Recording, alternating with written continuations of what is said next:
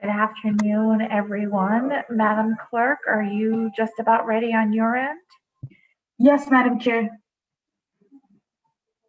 Great, thank you very much. I'd like to convene this public hearing of the Government Administration and Elections Committee. Welcome, everyone. Happy St. Patrick's Day, one of the best days of the year, in my opinion.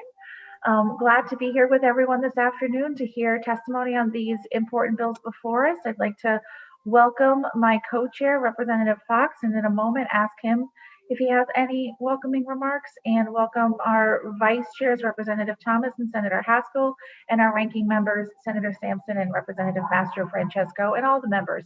Happy St. Patrick's Day, everyone. Representative Fox, do you have any remarks before we begin?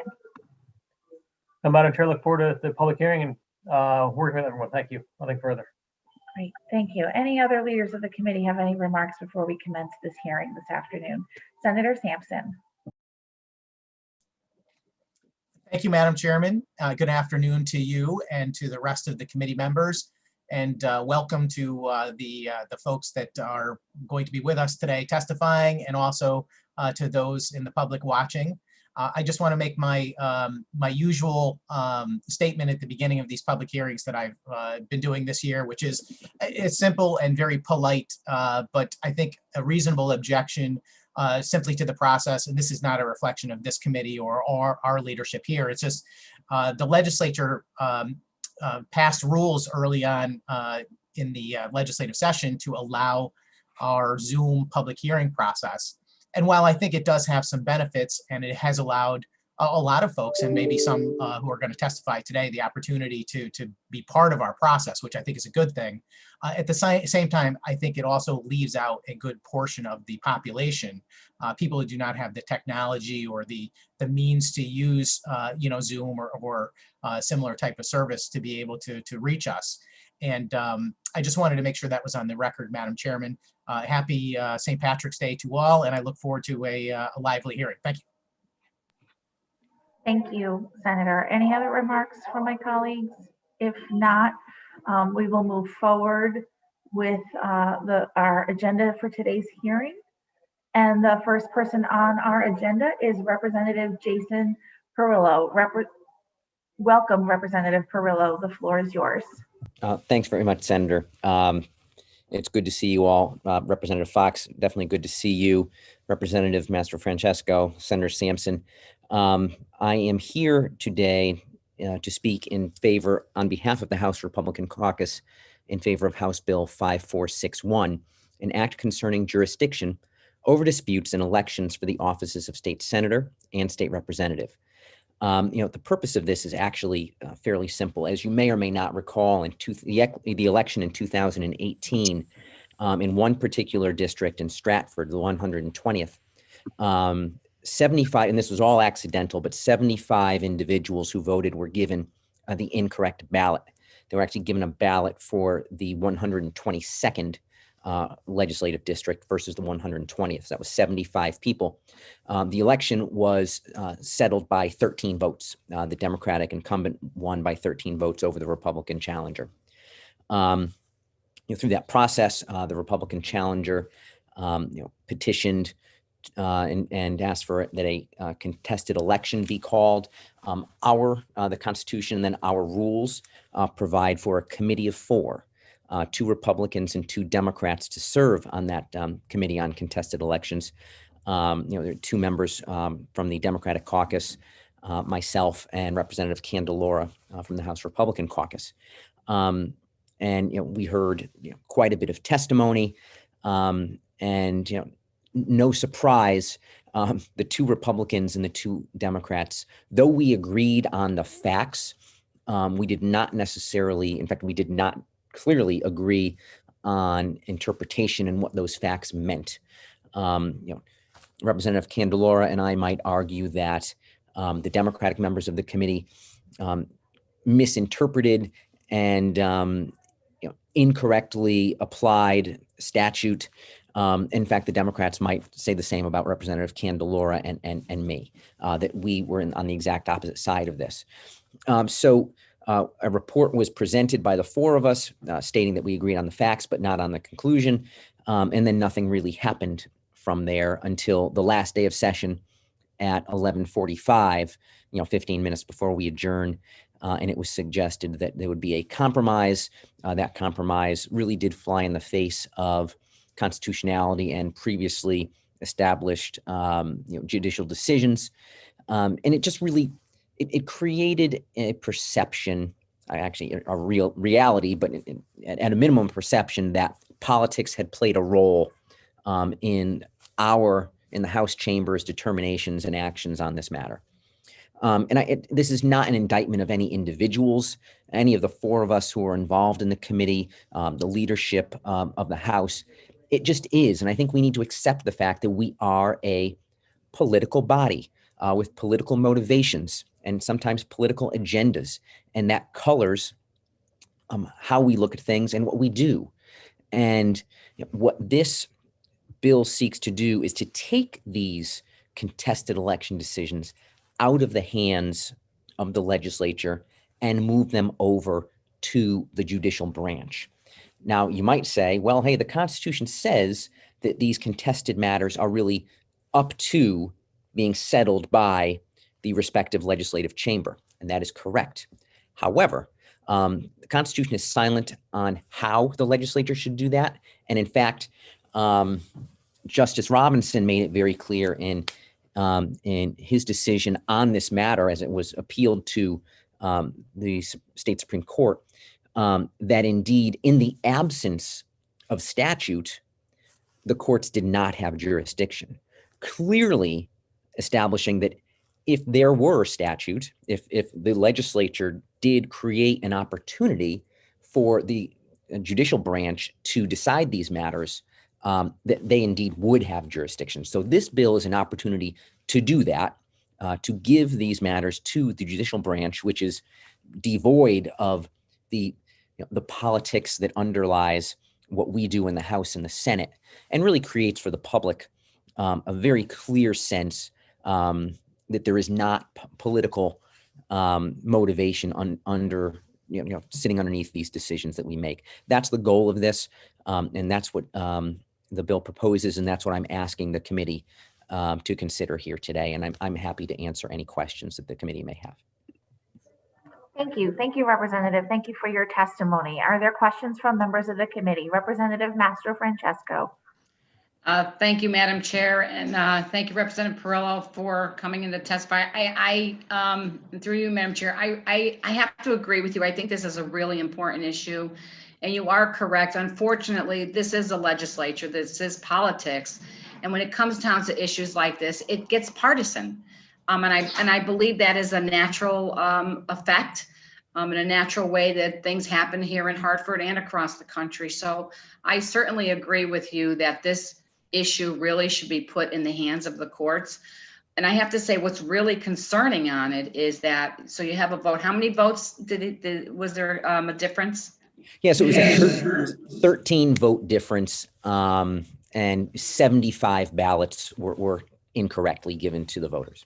Right. So it tells me, and this is the scary part, and this is, we have a lot of election issues going on in our GAE committee, that an election can technically be sabotaged, not intentionally, but this could happen again. And we want everybody's vote to count. And sometimes people will say, well, if it doesn't change the outcome of the election, it doesn't matter. Well, here's a case, a proof that it does matter. And there has to be the proper procedures in place to deal with them. This could happen whether the Democrat prevailed in this particular case, but in the future it could be a Republican. And I think taking this out of the hands of the legislature truly is the best way to go, not only for the candidates, but for the citizens of the state, so they can trust the process. It's really scary to think that 75 people got different ballots, and I'm sure it has happened in the past, but maybe the elections weren't so close. In this particular case, it was so close, so it was brought to the forefront. Is there any other suggestions that you have to prevent something like this happening in the future? Well, and again, those 75 ballots that were given in error, that was not intentional. It was an accident made by somebody working at the polls. So it's not like we can say that there was fraud. It was truly an error. But one of the things the committee did do is make some recommendations as to actions that could be taken at the polls to prevent these situations. But again, and I think you raised the point, this isn't really a partisan issue. The next time it could be, Republican who eked it out by 15 votes, 13 votes, whatever. Right. And if that were the case, it would still look sort of partisan. I mean, not sort of, it would still look partisan. So this is really just an opportunity to move it out of our political chambers, be it the Senate or the House, and just move it to the court system, to Superior Court, where an impartial judge could hear the evidence and make a determination based upon that, which, by the way, is what happens in any other race. There's quite a bit of precedence on judicial decisions made about races for town council, races for municipal CEO, even the other statewide races would be handled by the court system. It's just specifically the House and the Senate that are handled internally. And this bill just seeks to put that on the same playing field as everything else. And again, it's not partisan. It's just sort of the right thing to do, in my opinion. I completely agree. I don't mean to imply that anybody would sabotage it, or certainly it was done intentionally. These things happen. I mean, people make genuinely honest mistakes. But I truly believe that taking this out of the hands of the legislature is the right thing to do. So I certainly support that 100%. But thank you so much for your testimony, Representative. Thank you, Madam Chair. Thank you, Representative. Senator Sampson. Thank you very much, Madam Chairman. I don't really have a question for Representative Perillo. I did just want to thank him for coming and bringing this to our attention today. And you did such a good job, Jason, with your testimony. You kind of covered the entire process and the need for it. I just want to also thank the chairs of this committee for their willingness to put this bill on the agenda so that we could have this conversation today. I think it is super important given the the current environment and how people feel about our electoral process. And this is a situation that kind of proves to me that, regardless of what caused the problem, whether it was an accident, as in this case, or some other intentional situation, the value of protecting the integrity of elections and that making sure every vote does count. And that I really think you did a great job making the case for this. Jason, let me just ask you this one question through you, Madam Chair, which is, we've been trying to do this for the last several years. What is your sense of what's holding it up? Do you think it is the politics in the process, or it's just a lack of interest, or, like so many things, the legislature tries to tackle, far too many bills every year. We can't get to all of them. What's your sense, and what can we do to make this one get to the finish line this year? Through you, Madam Chairman. Well, and I think that, like anything else, it's not important until it's important. I mean, the last time that a contested, a committee on contested elections had met was almost 30 years ago. It was in the 80s. So, out of sight, out of mind, it wasn't a big deal. But then all of a sudden you live it for a year and you say, gee, maybe this could be done better. Maybe this doesn't quite look right. And again, Representative Candelora and I worked very well with Representative Haddad and Representative D'Agostino. It was a very cordial relationship, and this isn't meant to in any way, shape, or form imply that there was anything sinister. But we have to recognize that we're a partisan body with partisan priorities and a partisan bent. And if we can remove that from the discussion, I think the public would be much more comfortable in the outcomes in these situations. Excellent. Thank you for that. And I completely agree. I mean, if I was in their shoes, I would have probably done what they did. I mean, that's just, they would have been strung up by members of their own party if they took the other side of the issue.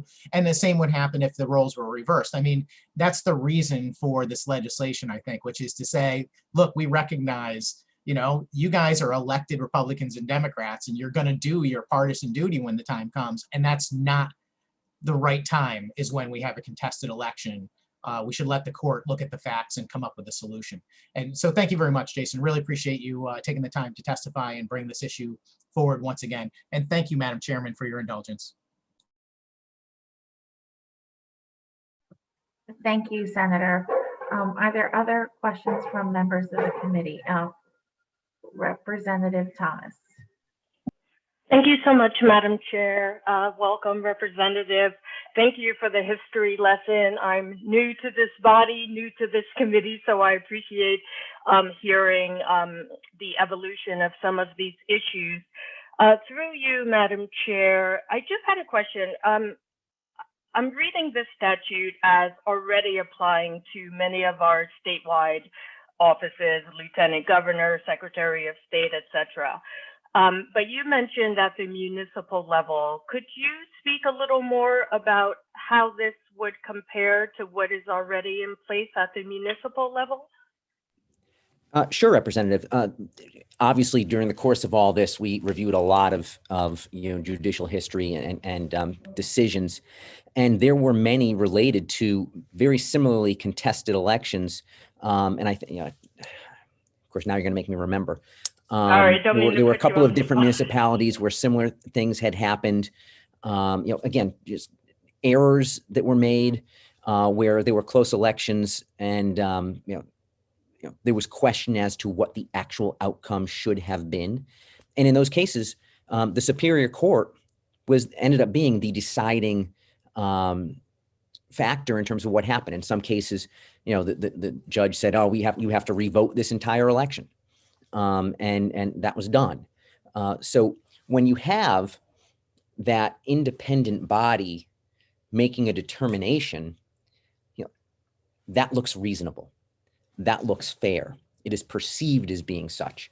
But when, like I said, as it is for us now in the Senate and the House, I mean, it just, and again, everybody's trying to do what they can, but it politicizes the process when we could just do what's offered in this bill, in this proposal. We could just do that and take politics out of it entirely. And like I said, it's not, and you make this point, it's not entirely foreign, this idea. It's done in every other race. These decisions are made in the court system. So this would just put the House and Senate races on par with every other election in the state of Connecticut. And thank you. I appreciate that. I only asked the question because upon my first read, I thought, I often find myself in the position of trying to guess what my predecessors were thinking when this original statute was written. And I wondered if it was an issue of, it does encompass all the statewide offices already. And I was wondering if they exempted the Senate and the state representatives just because they are fractions of a population compared to the entire state working, which is why I asked about the municipal. And I was also curious through you, Madam Chair, is there, if you happen to know, Representative, if there's anything similar at the federal level positions? Thank you for the question. Before I get to that, just to address, and you had asked, why Senate and House races are treated differently. According to the state constitution, and I don't make me quote the article and section, but there is actually a carve out, not a carve out per se, but it states very specifically that whether or not an individual should be seated in the House or Senate should be determined by the House or Senate. That has been taken to include situations like this, where the stated winner at the polls should or should not have, in the 120th district, should or should not have been actually seated. Were they properly a member of the House? So that's how that came into play. However, the Constitution is silent as to how the legislature can do that. Historically, the legislature has obviously interpreted that to mean that we form a committee and we determine it ourselves. But there's nothing stopping us from passing statute that will hand this over to the court system. And again, as was stated very clearly in Justice Robinson's decision. Thank you so much. Those are all of my questions, and I too appreciate your advocacy, and I'm still new enough to think that not everything has to be partisan. So thank you so much. Have a God good day. bless you. Thank you, Representative. Seeing no other questions, thank you very much, Representative, for your time and your testimony and your conversation with us today. Thank you all. Have a great day. Thanks, you too.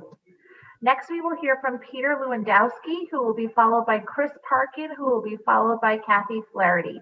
Welcome, Peter. The floor is yours. Thank you, Senator Flexer, Representative Fox, Senator Sampson, and Representative Master Francesco, and distinguished committee members. My name is Peter Lewandowski, Executive Director of the Office of State Ethics. Thank you for this opportunity to provide testimony regarding Senate Bill number 296, an act establishing a right to appeal the decision of a municipal ethics board to the Office of State Ethics. I've submitted written testimony and will summarize it here. Although the Office of State Ethics generally supports efforts at strengthening ethics laws and has supported past initiatives to enhance laws governing municipal ethics in Connecticut, the language of Senate Bill 296, as proposed in the committee bill, raises serious legal, operational, and fiscal concerns.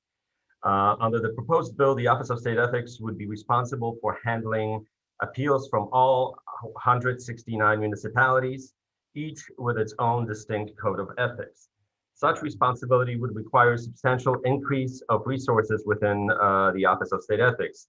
At the very least, in order to be responsive to the requirements of this legislation, the Office of State Ethics would have to hire and train additional staff of paralegals and attorneys, pay additional judge trial or free costs, provide for court monitors, and also incur stipend and mileage costs associated with the proposed involvement of our Citizens Ethics Advisory Board.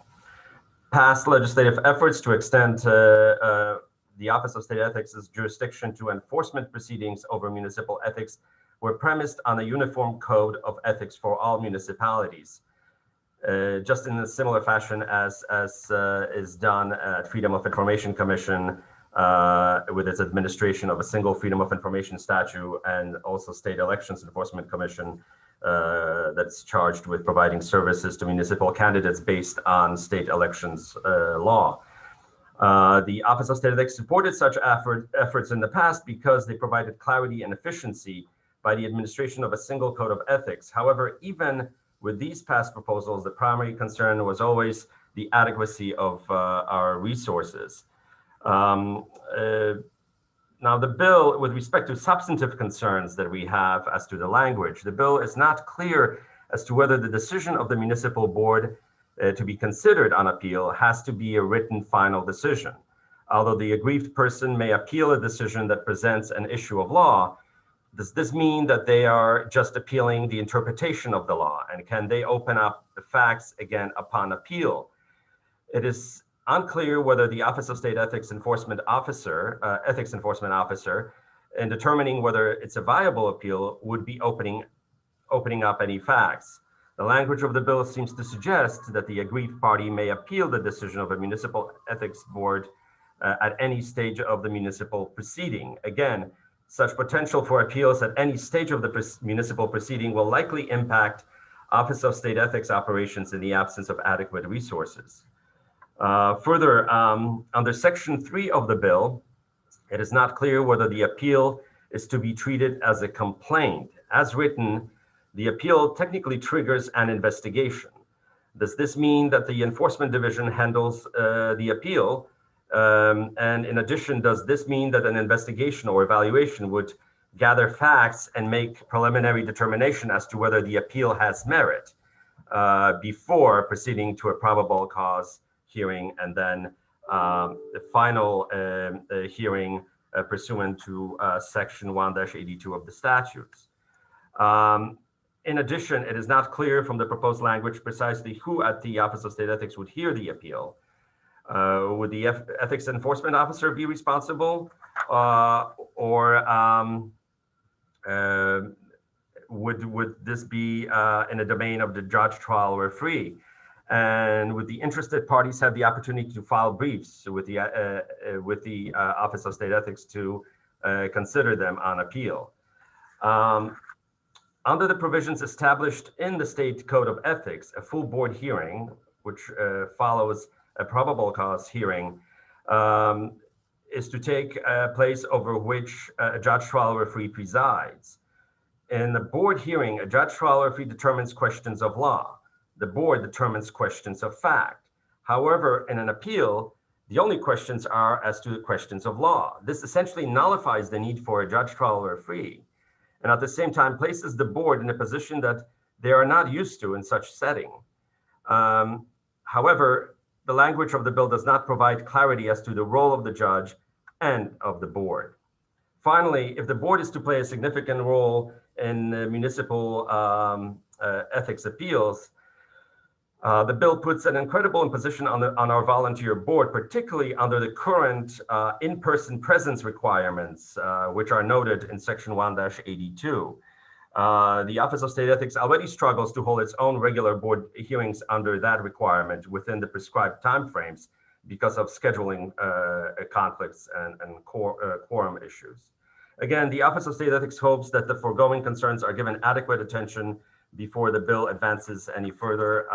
Again, thank you for your consideration. I'll be happy to answer any questions you may have. Thank you. Thank you for your testimony. Are there questions from members of the committee? Senator Sampson. Thank you, Madam Chairman. And thank you for being here, Peter, and through the chairman to you. I want to thank you very much for your testimony. It was extremely thorough. And after listening to that, I'm like, I don't know if we can save this bill. There's a lot of things we got to do to fix this up. So, and, you know, I was kind of half and half on this bill anyway.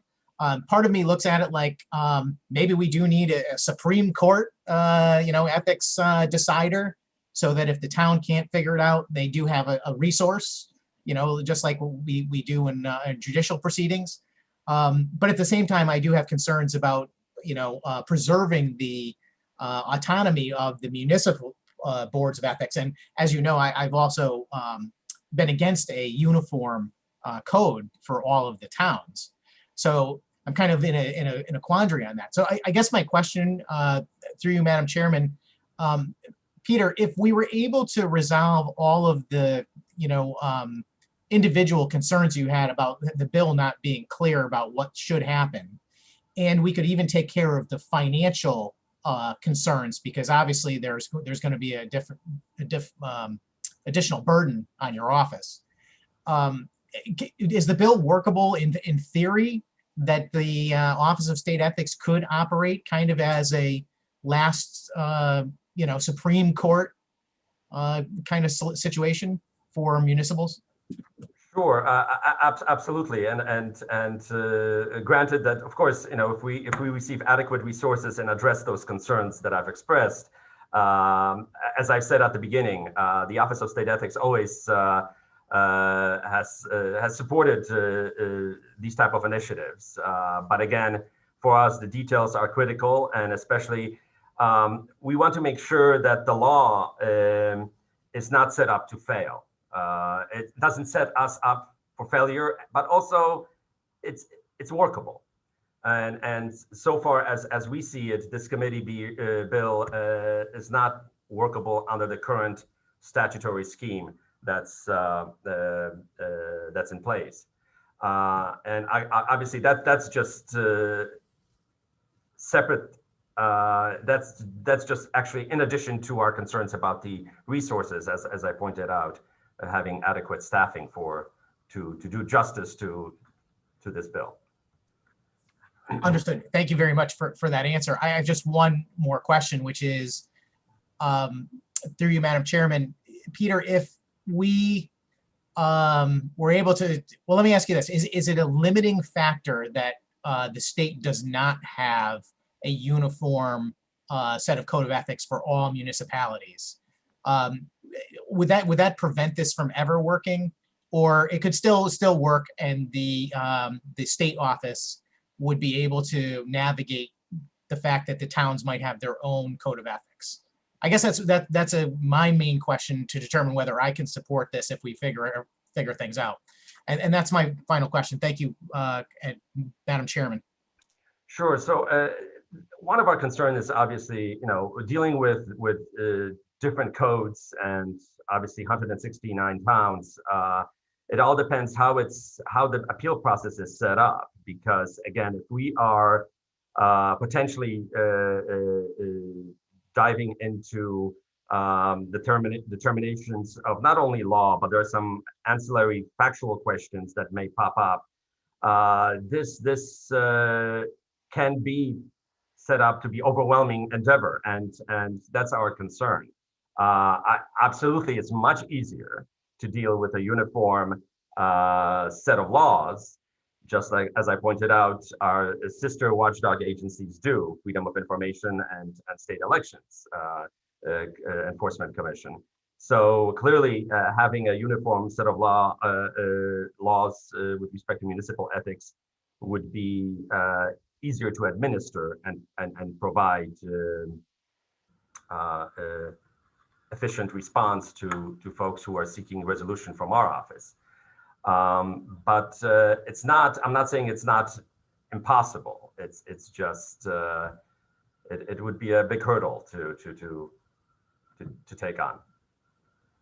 Understood. Thank you very much. And thank you very much for the opportunity to ask the questions, Madam Chairman. Thank you, Senator. Representative Santiago. Thank you, Madam Chair. I just have a couple of questions for Mr. Lewandowski. Thank you for coming here today to testify on this bill. I have a quick question with the aspect of if an issue is denied at the city council level or town council level, is there an opportunity for that to be raised to CHRO? Would CHRO be able to take care of some of those issues depending on what it is? Well, that depends on exactly what's in the what's at issue on the municipal level, and what's in that particular municipal code for CHRO to assert its jurisdiction. It depends. That's an open-ended type of concern issue. Okay. Yeah, I thought so. Thank you for that. But I think, my opinion, I think this bill is well intended. But you have 169 towns that have city charters or town charters, and it's already instilled in their charters how they're going to proceed with municipal code and how they're going to deal with their state ethics. So that means that a lot of these towns will have to open up these charters if this is something that we mandate at the state level, I would think.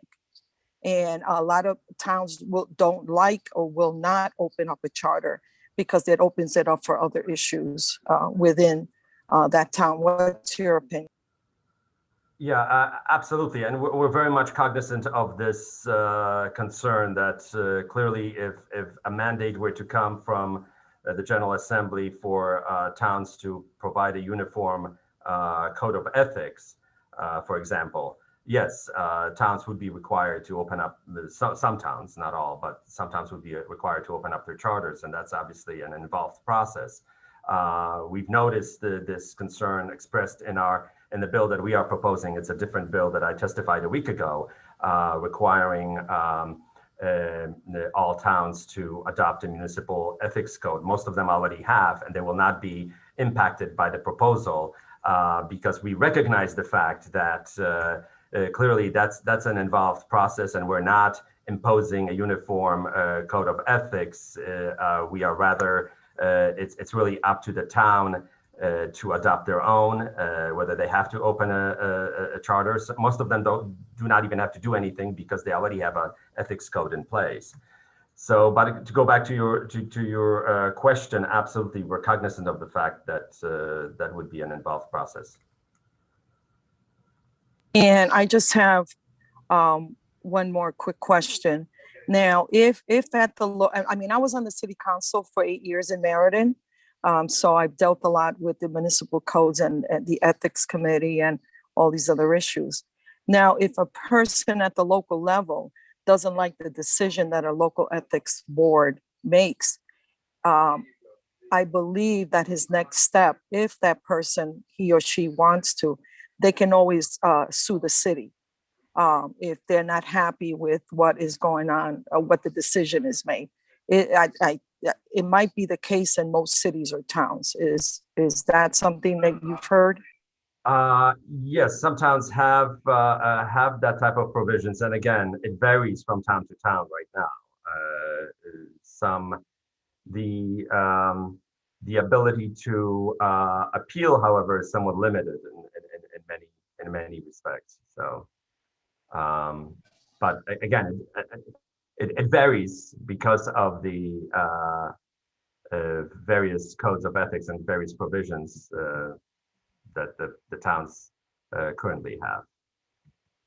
Okay, great. Well, thank you for coming in to testify on this bill. I had some concerns about it also.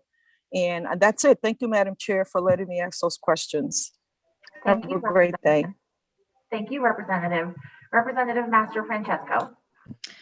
Thank you, Madam Chair, and thank you, Peter, so much for coming in today. As I was listening to your testimony and reading along with you, you had so many questions about this bill, and it reminded me of how important it is to have the department's input and the public's input on all of these. You know, we get bills constantly and our heads are, I'm sure everybody on this committee can say that your heads are spinning, you have questions.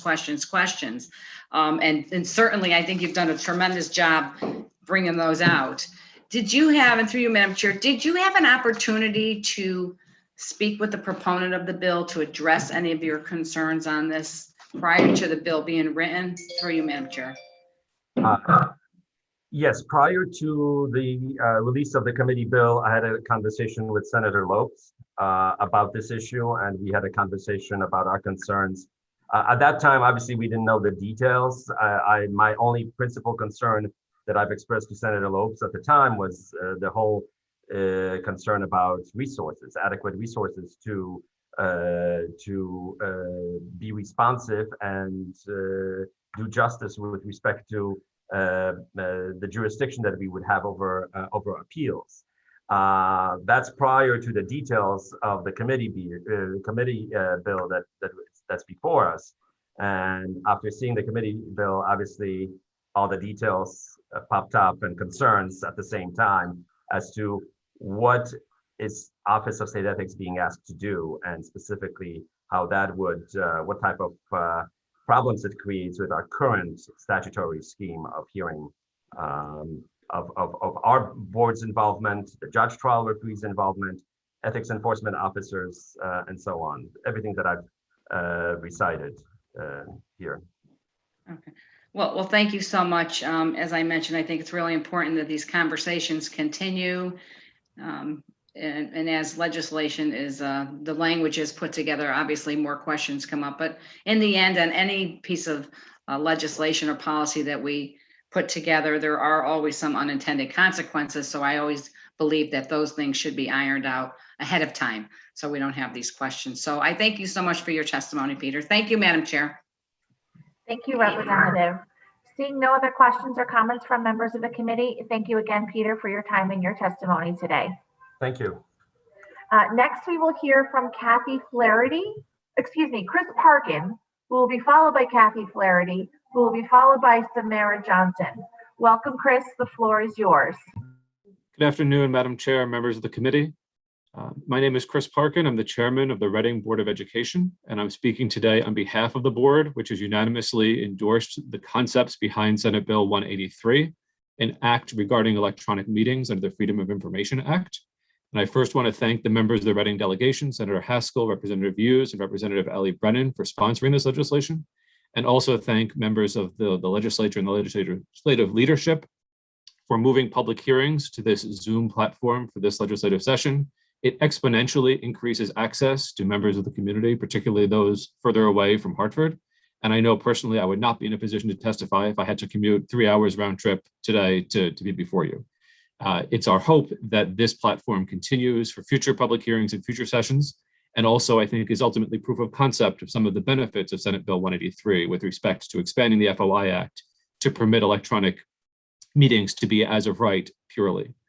To give some context, the Reading Board of Education has been trying for a number of years to increase efficiency in its order of operations. And a number of years ago, before the pandemic, we set out to try purely electronic meetings and ran into a speed bump with respect to the FOI Act and the way it is interpreted by the Freedom of Information Commission, which is that it requires some physical in-person space to conduct a meeting.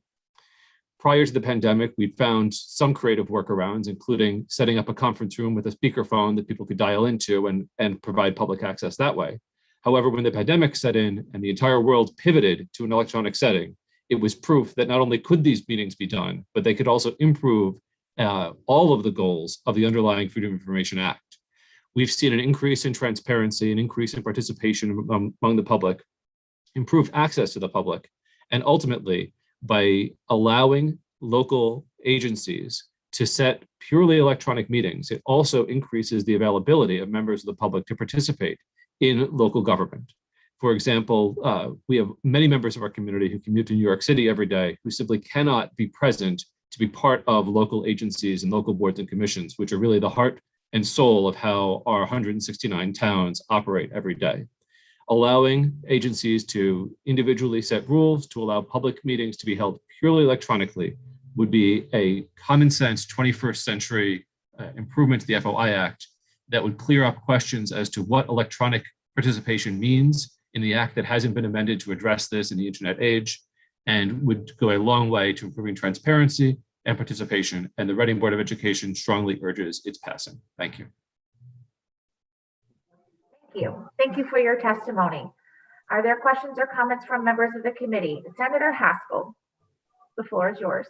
Thank you so much, Madam Chair. And Chris, it's great to see you. Thank you for your advocacy on this critical issue. I just wanted to get a better sense from you in concrete terms of what increased transparency and participation has looked like in Reading Easton Region 9. I'll say very briefly, I had an opportunity to attend one of your board meetings recently, was stunned by how many people were participating, way more than any board meeting that I've been to in person. I think it was probably because the subject matter was interesting, but also partially because of the increased access. So I just wanted to sort of allow you to put that in concrete terms for the committee as to what it's actually looked like for the community to participate meaningfully in this local governance. Certainly. Thank you, Senator Haskell. And it's important to note that the meeting that you attended was intended by the 4 members of the Easton Reading delegation, which is something that would be difficult to do, but for the Zoom platform. Moreover, we've seen an increase in our Reading Board of Education meetings from a handful of regular attendees in the neighborhood of 4, 6, 7 to Zoom meetings over the summer where we had more people attending than could fit in any single room in the town of Reading. There was a point where we had over 1,000 people streaming on YouTube or watching from Zoom, and it's an exponential increase in public participation, which I think is tremendously valuable to the community as a whole. Well, that's helpful to know. Chris, thanks again for bringing this issue to my attention personally. Thanks for being here to testify today, and look forward to continuing to work with you on this. Thanks, Madam Chair. Thank you, Senator. Representative Mastrofrancesco. Thank you, Madam Chair, and thank you, Chris, for coming in to testify today. Just a couple quick questions through you, Madam Chair. Is it your intent that they no longer do in-person meetings and make it fully electronically? Was that your desire? No, it wouldn't be our desire. I think there are ultimately meetings where being in person is certainly the preference. I think providing agencies the flexibility is extraordinarily important to pick and choose when and how, and to create whatever their local rules, practices, and procedures might be. For example, for my board, I could foresee regular meetings continuing to be in person at John Reed Middle School as they have been for years. But to the extent that we have to hold a special meeting to approve an MOU with an association, or a committee meeting to handle a discrete issue that can be done in 20 minutes, 30 minutes, instead of having to find a time when everyone can commute to a central location to hold those meetings, being able to convene those meetings electronically dramatically improves efficiency and moves the business of our agency forward more efficiently.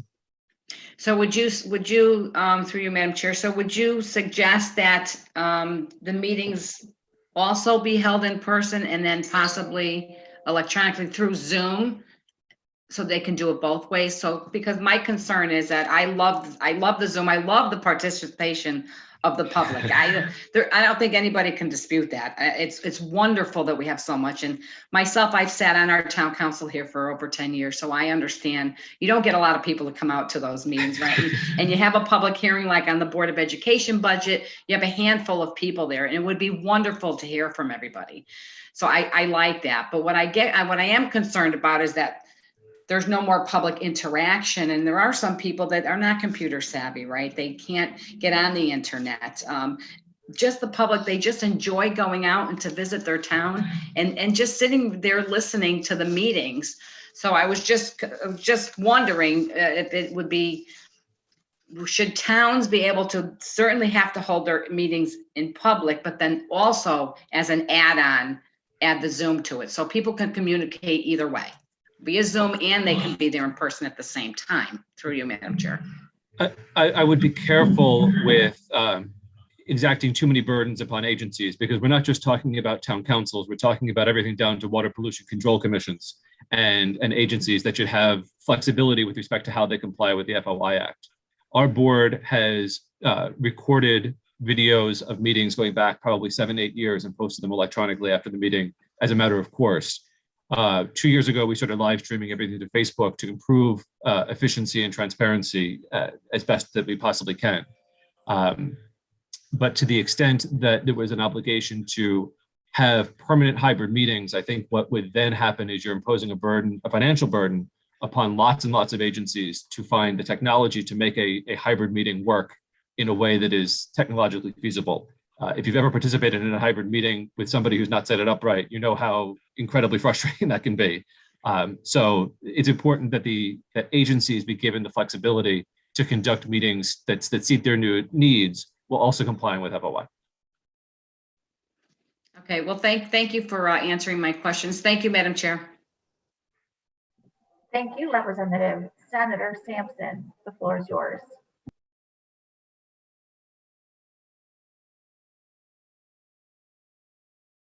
Senator Sampson, you're still on mute.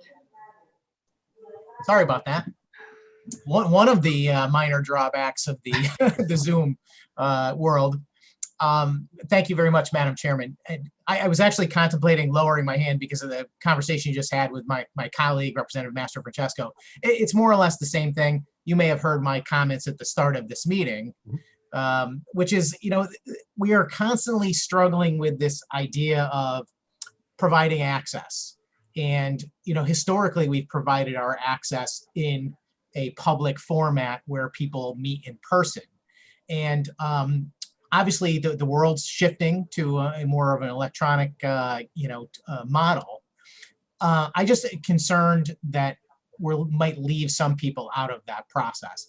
But I do understand the effect of adding more burdens on local boards and commissions. This bill actually has got a lot of questions for me because I don't really understand the scope of it. I mean, it seems to not just affect municipalities, but it also executive branch agencies, quasi-publics, even the judicial branch. So we've got a lot of questions about what the bill actually does.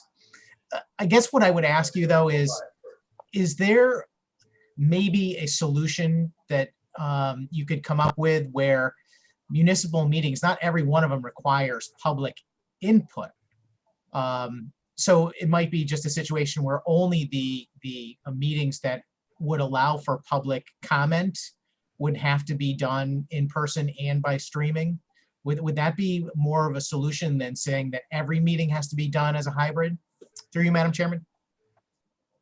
I don't think that would change the financial burden of every agency that might at some time have a public interaction meeting being required to undertake the investment to have the appropriate resources to hold such a meeting. If you're talking about, for example, a planning commission that can meet without public input 10 times a year, but holds a public hearing 6 times a year, they still need that infrastructure for those 6 times a year if they're being compelled to meet on a hybrid footing. I would comment with respect to your opening comment, Senator, with respect to trying to find ways to increase access. In as much as public meetings in person provide access to a certain subset of folks, they also exclude access to another subset of folks. It's difficult for those who are homebound or disabled or without public access to transportation to attend our meetings in person. And as a school board, we find an acute awareness of the fact that our members of our parent community have a very difficult time attending in person because the 7:30 to 9:30 hour is typically bedtime. And so parents of small children now have access they never had before. They can turn on Zoom, they can turn on YouTube, they can see what's going on in their school district while they're putting their kids to bed. They can comment at the end of the meeting from their pajamas, and they feel much more engaged in the process than ever before. Thank you very much for that answer, Chris. And I don't disagree with you at all. In fact, I think I was sensitive to that when I made my opening statement. And your testimony is proof of that. The fact that you've increased the numbers of people participating. I just am very reluctant to eliminate a type of access that has existed over time by saying we're only going to be electronic. And I need to overcome that some way to my satisfaction in the way we write this law in order to support it. And that's what I'm looking for as much help and guidance in as possible. And I think that's all the questions I had, Madam Chairman. Thank you. I think, Senator, that the act helps clarify some confusion about what it means to participate in a meeting by electronic means. Because right now, in theory, all members of a commission or an agency could participate by electronic means, and you wouldn't have any transparency into where they are or what they're doing except hearing a voice over the telephone. So this clarifies what that means by creating a class of meetings called electronic meetings and imposing certain obligations upon agencies that choose to engage in electronic meetings. And so as a result, it's providing another tool in the toolkit of agencies to provide appropriate level of transparency and comply with the FOIA. Thank you very much. I appreciate that all very much. And your testimony is very thorough and certainly helpful to me in seeing this through the lens of someone who's going to deal with it on a municipal level. But you know my concerns are, and hopefully we can find a way to resolve them and still make something happen. Thank you very much, Madam Chairman. Thank you, Senator. Representative Thomas, the floor is yours. Thank you, Mr. Chair. Welcome, Mr. Parkin. You said something earlier that I frankly had never thought of before. I know until January, I sat on my local zoning commission, and we have a lot of development going on in Norwalk. So sometimes we could have 3 or 4 meetings a month, even though when I signed up, we said there would only be 1 or 2 meetings a month. And those were all public hearings. And I know as they sought to replace me, so many people, because like me, they work in Manhattan or, whatever the reason, they have young children. They did not sign up to participate as a commissioner simply because they could not make all of the meetings. So you touched upon that a little bit earlier. So I'm just curious through you, Mr. Chair, if you could talk a little more about that. Have you seen any changes in recruiting board members, commission members, or do you think that is a problem that could also be solved with this issue?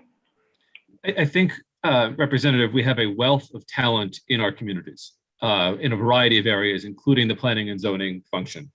And it's very difficult to tap into all of the wealth of talent that we have when we are restricting participation in the government process to Tuesday evenings at 6:30 or 7 o'clock, when the folks that we're trying to leverage have full-time commitments outside of the town.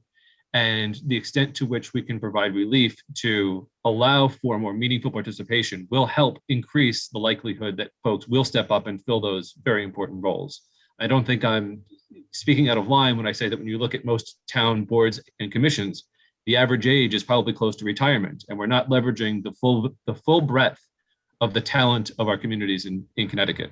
We haven't yet seen an increase in Reading of folks stepping up to take on these jobs, in part because we're living in a crisis situation, a pandemic, where the rules seem to change every day. But to the extent that there was a culture of electronic participation going forward, I think we could see more professionals who commute a long distance being more actively engaged in the process of developing their communities.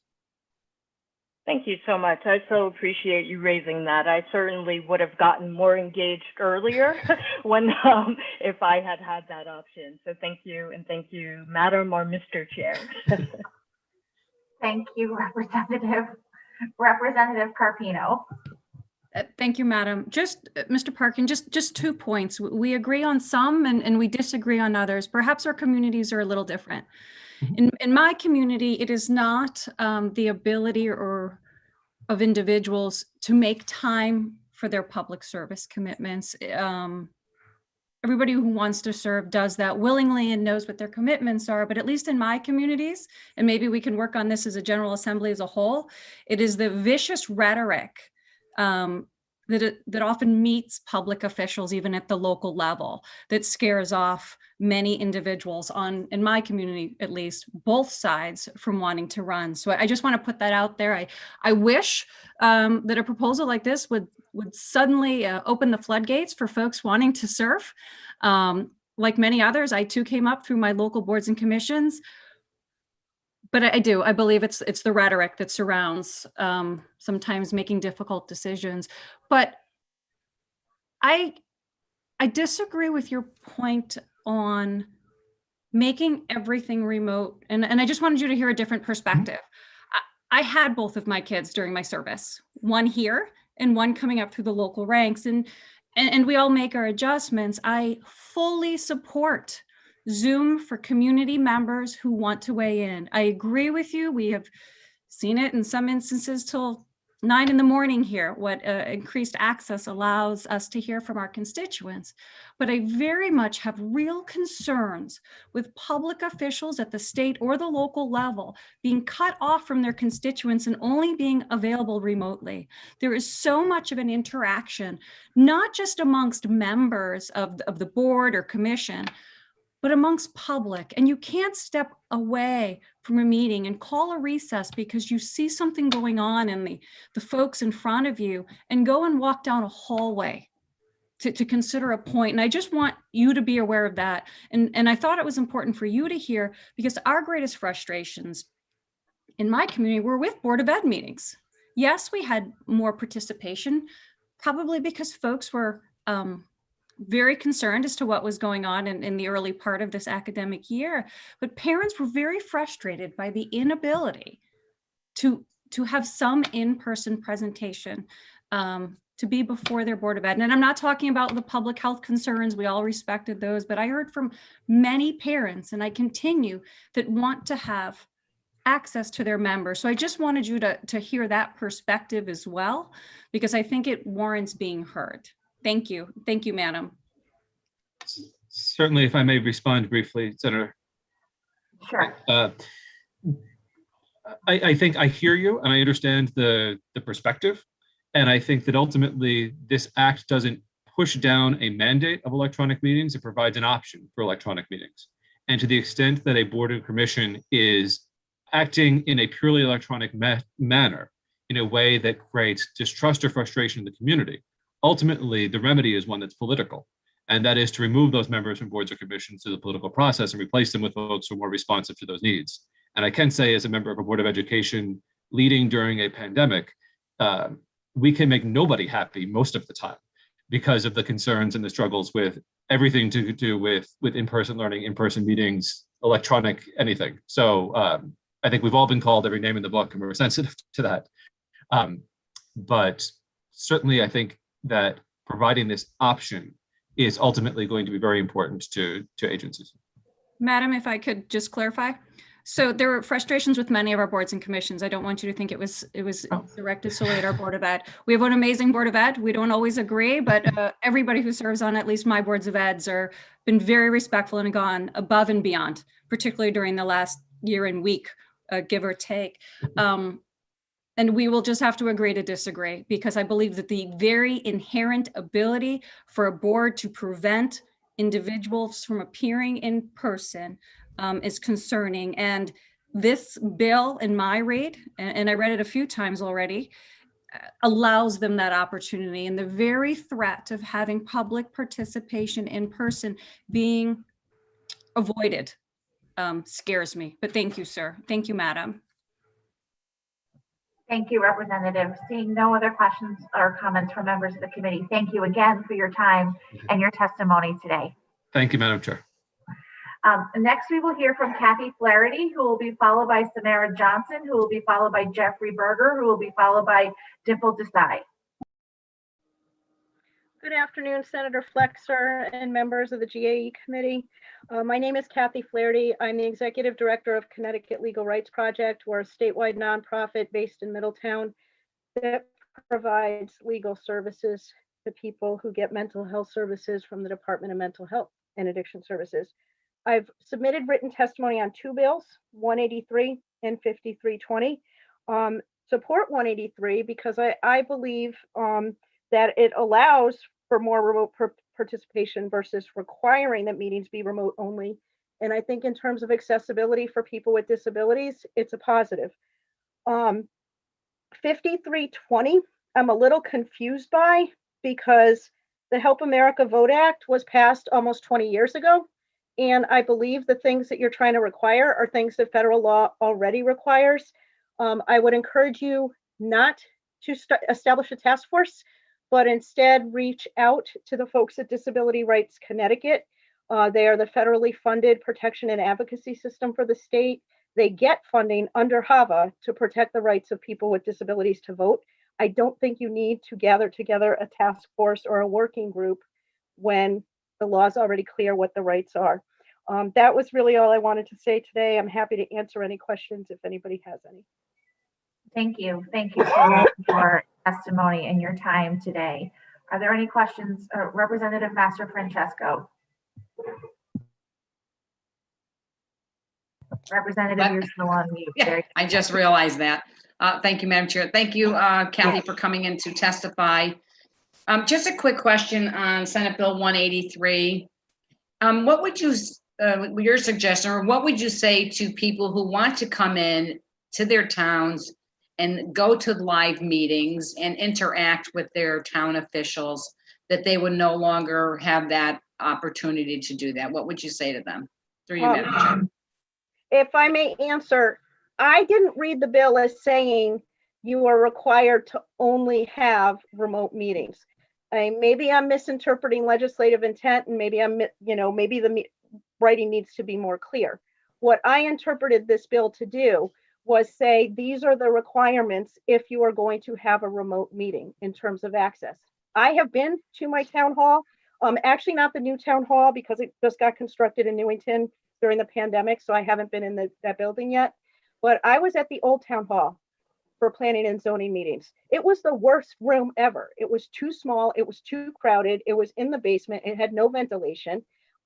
So I don't know that I would feel safe, even at this point, going to that room in person. If people did and chose that they wanted to be in potentially unsafe environments in old buildings that may not have adequate ventilation, I guess that's their choice. But I also have been able to reach out to my elected officials. There are multiple ways of communicating with people. I don't think you necessarily have to be sitting in a room to do it.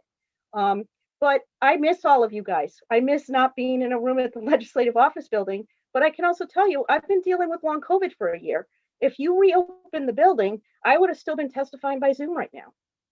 So you have to realize that if you are going to make yourselves available to everybody, you need to make yourselves available to everybody. Thank you. Listen, I agree. I like the people having the opportunity to go via Zoom, but I also think it's very important that they have the opportunity to go in person. So it's a choice for people like yourself. Maybe that didn't work for you, and certainly you can access it online, which is great. But I think, my personal belief that if they are going to require the towns to have meetings via Zoom, then they should also be required to have them in person. So our goal is to accommodate everybody. So that was my point.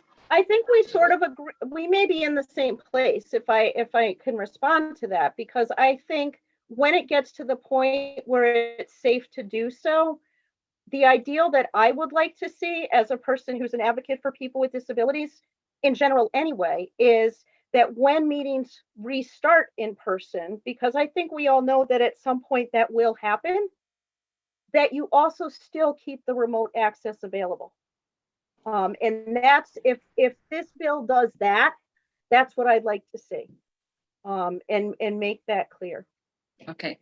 Kathy, thank you so much for your input. I appreciate it. Thank you, Madam Chair. I have no further questions. Thank you, Representative, and thank you again for your time and your testimony this afternoon, Kathy. Thank you for the opportunity. Next, we will hear from Samara Johnson, who will be followed by Jeffrey Berger, who will be followed by Dimple Desai. Hello, Welcome, Samara. Good afternoon. First, I would like to thank co-chairs Senator Flexer and Representative Fox, and ranking members Senator Sampson and Representative France, as well as the esteemed members of the General Administration and Elections Committee for working on this important social issue and holding this public hearing today.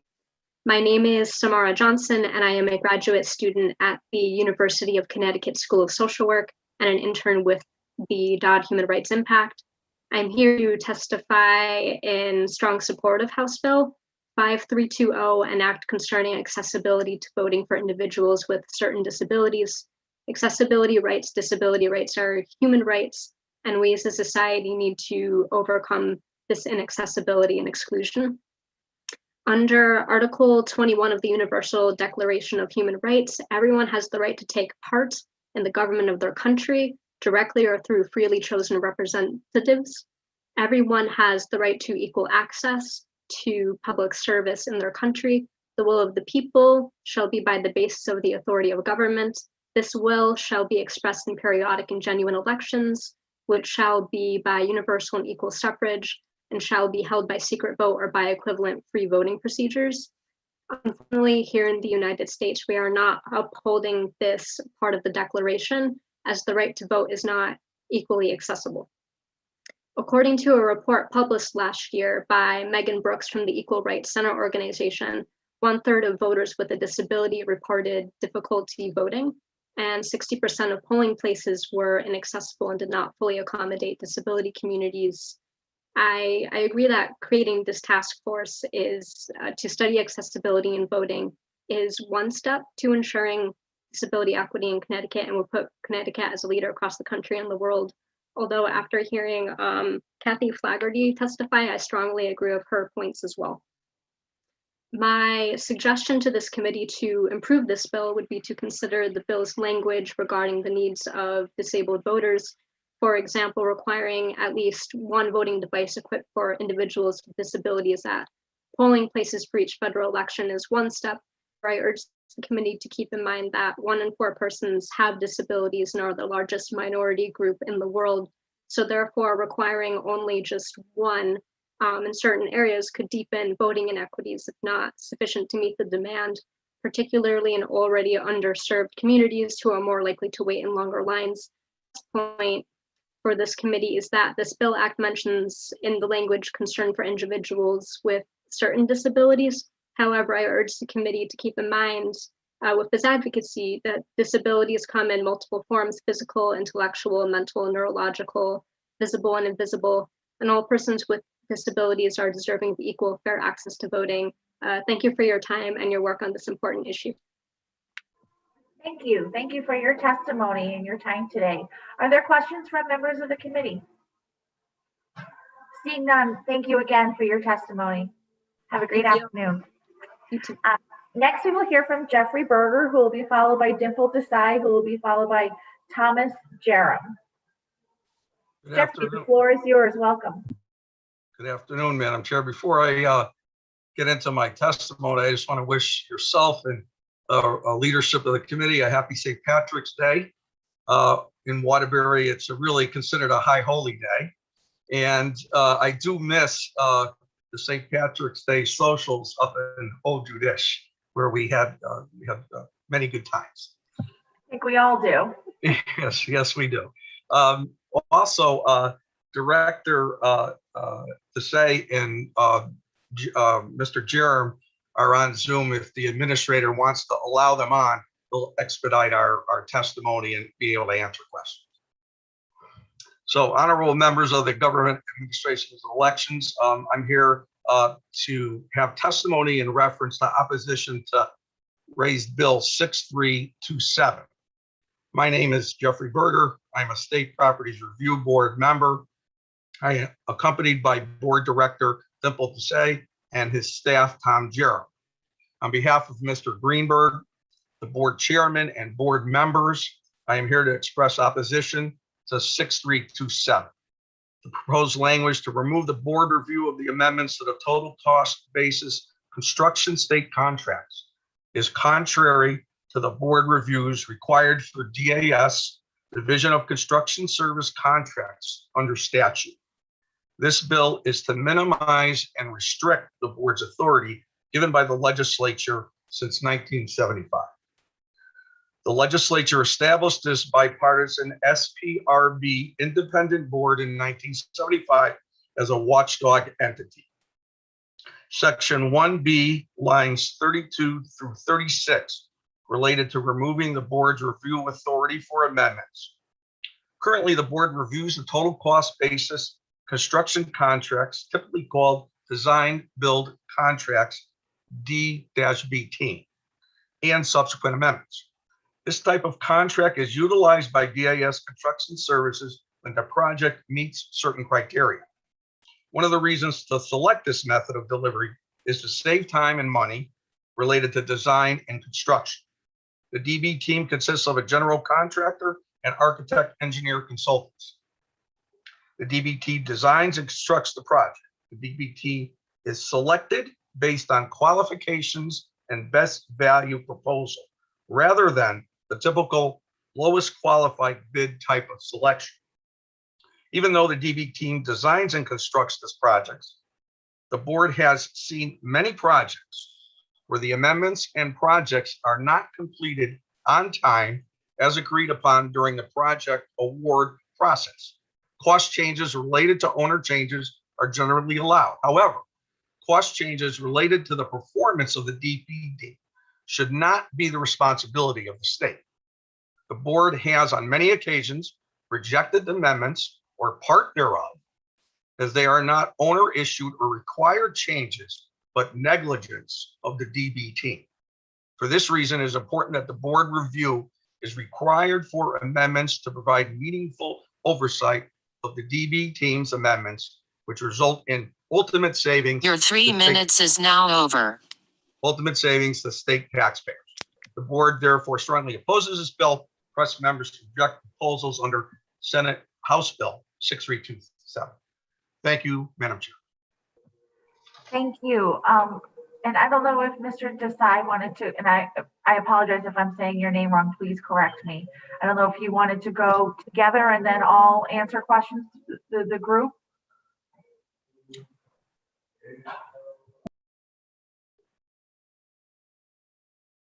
I don't know if he's on mute still or. Okay.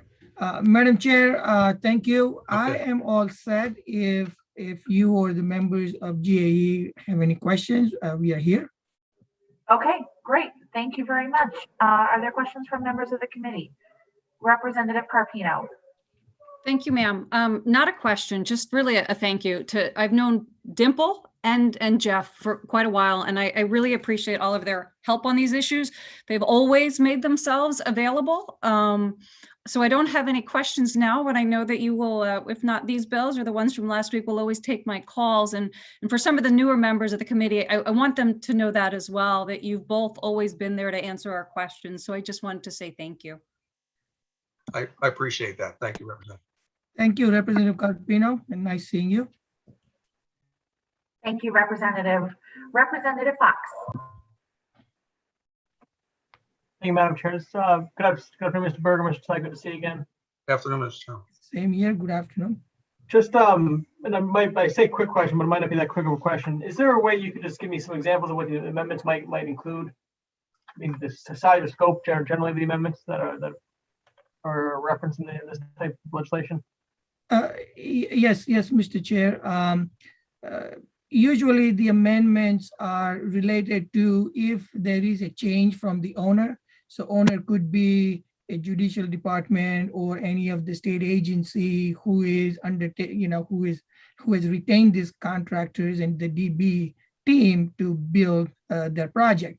So if there are agency related changes, the board has recognized those and have approved in the past those type of changes. However, there might be changes related to the understanding of the project from the DB team. the whole purpose of retaining a design build type of concept is to save money and to do project on time. So, and this is not a typical bid project. So what happens is, in general, we pay premium upfront for getting our project on time and within the budget. And if you read the statute, that's what there is a language related to that, that they will perform within the cost and the time frame that was agreed on. There might be other issues related to coordination with utilities, coordination with other things. They might find some things that they may not have done appropriate legwork to understand the site. So all those things are responsibility of the design build team to understand what they're bidding on. Because as I said, it is their design team. They have architects, engineers, they hire the contractors. So this is basically their team delivering a project to the agency. Mr. Chairman, if I could also add, certainly, the DB teams are looked at, and if the board comes to this decision on an amendment adversely to the DB team, it's our watchdog status that ultimately finds these errors in protecting state taxpayer dollars. So for our review to be negated in any capacity, such as what this bill does, I think is a detriment to taxpayer protection and goes in contrary to legislative statute. Thank you, Madam Chair. Thank you, Representative.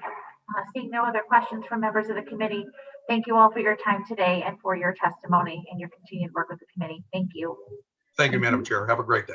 Thank you. You too. Happy St. Patrick's Day. Happy St. Patrick's. Next, we will hear from Thomas Jerem, who will be followed by Dominic Rapini, who will be followed by Christian Adams. Welcome, Thomas. The floor. Are you all set, Thomas? Oh, you're on mute. I apologize. Are you all set?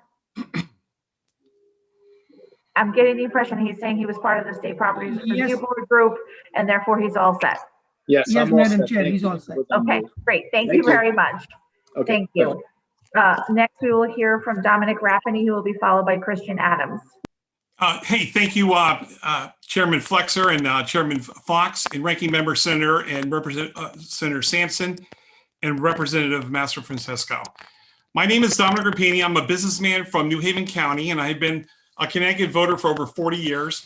I chair the board of directors for Fight Voter Fraud Incorporated, a nonprofit dedicated to fighting for election integrity. I am opposed to Bill 6205, which has the goal of bypassing the Connecticut Constitution. The founding document clearly outlines 6 valid reasons for voting absentee in Connecticut elections. These principles have stood since the Civil War, and the electorate has voted through world wars, multiple pandemics, such as the influenza outbreaks of 1918 and 1957, and of course, the 1968 Hong Kong flu. The reasons that we have established or codified in our Constitution are as follows: military service, being out of town, personal illness, physical disability, religious reasons, and election workers working on election day. In the election year of 2020, Connecticut violated its own Constitution and allowed for a 7th excuse, which this bill wishes to continue. And that is the fear of COVID to be a valid reason to vote by mail. I will say that it was illegal then, this summer, and it would be illegal now for us to proceed. We also saw that in 2020, 1.2 million Connecticut voters voted safely in person. In 2020, no one got sick, no one got COVID from voting. Vaccinations are accelerating. Kids are getting back to school. Connecticut and the country is opening up. It's time for normal, not a new normal. Our guest that will follow me is J. Christian Adams, who will provide additional insights as to why Connecticut's electoral infrastructure is not ready for a large-scale, no-excuse absentee voting, and it's especially long before a constitutional amendment is decided upon. Fight Voter Fraud Incorporated yesterday delivered research on 103 double voters in 2020.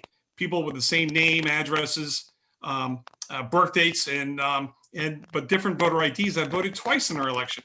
Now, we've submitted that for investigation with the SEC, but it is clearly an example of the point that Mr. Adams will continue to make. And it's in conflict with the narrative from the Secretary of State that our 2020 election was without major problems. Voting in person is still the safest way to make your vote count. My final assertion is very simple. No Connecticut citizen should have to decide between voting and violating the Constitution. Thank you. Thank you. Thank you for your testimony. Are there questions from members of the committee? Representative Blumenthal. Thank you, Madam Chair, and thanks for your testimony, Mr. Rapini. Good afternoon. No, good afternoon. So I reviewed your testimony. Is it your contention that 103 voters in Connecticut voted twice in the past election? We are alleging that because using the Secretary of State's data that that's freely available to any citizen or any outside organization, we found 103 people, same address, same or similar name, same birth date, and 2 different voter IDs, and both listed in her data in the database as having voted on November 3rd. We hope it's a clerical problem. If not, we think the SEC will figure it out. But it's clearly an example of how there's many issues with our infrastructure that have to be fixed before we just keep putting on this additional load of mail-in voting on our registrars and our town clerks. Amazing people who are they're getting, they're drinking through a fire hose with these mail-in ballot programs. So just to clarify, who have you submitted this report to? Have you submitted it to the SEC or to any law enforcement agency? So we submitted it directly to the Office of the Secretary of State yesterday in person, along with the electronic files. We gave the same delivery to these to the SEC, and we also provided a copy to the Federal Bureau of Investigation. Okay, so we can expect that those organizations will provide us with information adjudicating those issues, and if they are actual issues, right, there should be criminal prosecutions coming from them, right? Yeah, not our first. We hope not, because I think, well, I don't know what we hope. We hope just to get the truth, and but we will find from 1, 2, or all 3 of those organizations. Yes. So if we don't get criminal prosecutions from the law enforcement agencies or adjudications from SEEK, then would it be safe to say that those issues you pointed out weren't violations of law after all? Well, if they don't rule that, it would certainly mean that. But here's what it would mean: something else. What's wrong with our data? Right? Our data is, and the integrity of our data for our elections is equally important, because for our electorate to trust our elections, they have to trust the data. And that's just one of many issues with our data that we'll be unveiling in coming weeks. Okay, well, thank you. I'm looking forward to seeing what those agencies adjudicate.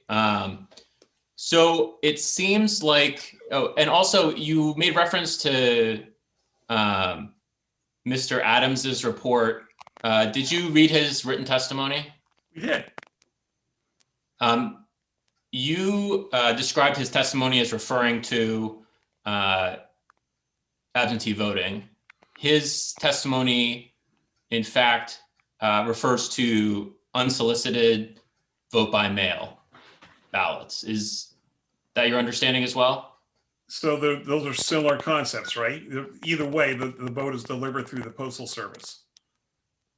Well, they're different, especially in terms of how Mr. Adams dealt with them, because the whole point of his testimony was that if our data is not perfectly reconciled, then there may be multiple ballots sent to the same person if they're unsolicited, correct? That was the thrust of his testimony? No, I think if you read that, you'll see that there could be multiple ballots, whether they're unsolicited or not, but the unsolicited ballots have a greater propensity to that problem. Okay, well, I did not see anything about solicited ballots being sent to multiple locations or multiple people in his testimony. So I'll be interested to talk with him about that. And my understanding based on your testimony is that your primary objection to this bill is that you view it to be unconstitutional. Is that fair to say? I do. That's my first of three of my two major objections, yes. Okay. Have you read the bill?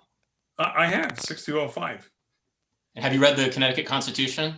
I have. Thank you. In fact, I helped, we helped prepare a lawsuit this summer, based on the Connecticut Constitution and this exact issue. Okay. And so you must be aware then that this bill literally copies and pastes the language referring to these excuses from the Connecticut Constitution into the statute, correct? And adds number 7 regarding COVID. So is your only objection to this bill the COVID related excuse? Yeah, absolutely. Because I think since the Civil War, those 6 reasons that we've already codified have served us well. So the rest of the bill, as far as you're concerned, is constitutional and fine. Is that fair to say? Is it fair to say? So as long as we adhere to the Constitution and stick with the original issue here before we decide anything with a constitutional amendment, yeah, I'm okay with it. But I don't want to extend absentee, voting into through the rest of this year. I don't think it's necessary. So I just want to get some clarity on your position here. So except for the COVID-19 language in the bill, everything else is constitutionally acceptable. That's your position? Yes, it is. Okay. All right. Well, thank you very much. Thank you, Mr. Chair. Thank you, Representative. Thank you, Representative. Senator Haskell. Thanks so much, Madam Chair, and thank you, Mr. Rapini, for being here, for your time and for your testimony today. I just have maybe one or perhaps 2 very brief questions. Sure. To start, you referred to the Connecticut State Constitution as a founding document. Could you define what your understanding of a founding document is? Well, I refer to it as a founding document because it's been a document that's been in process or established, I believe, 240 years ago, when we first set up the Charter of Connecticut.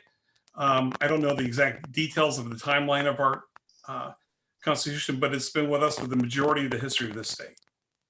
Sure. So I would only push back that our current version of the state constitution was ratified in 1965. While the Connecticut Charter, in my view, would meet that definition that you've established as a founding document since our state was founded in 1780.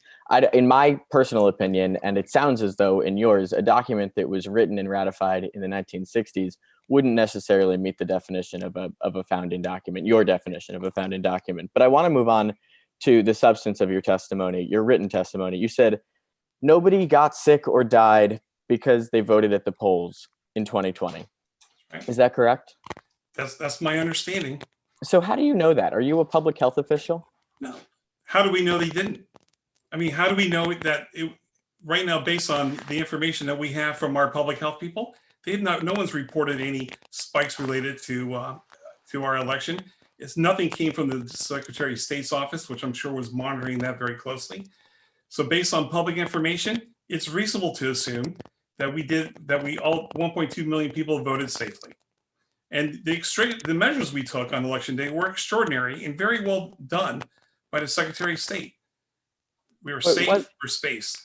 But was it, well, thank you for that answer, Mr. Rapini, and through you, Madam Chair. Wasn't one of those measures to make sure that those who were medically vulnerable, those who were perhaps infected with COVID-19 or had serious reason to be concerned about being exposed to the virus, that they had an opportunity to stay home? Look, with all due respect, I've got a tremendous amount of admiration for our Secretary of State. I think that she administers elections well, but I don't think that she's a public health official, and I wouldn't expect her office to flag whether or not any of the over 1 million people who voted in the state of Connecticut contracted COVID-19 while at the polls. So I think it's an incredibly bold assertion in your testimony that we know that 294,000 people in the state of Connecticut have contracted COVID-19.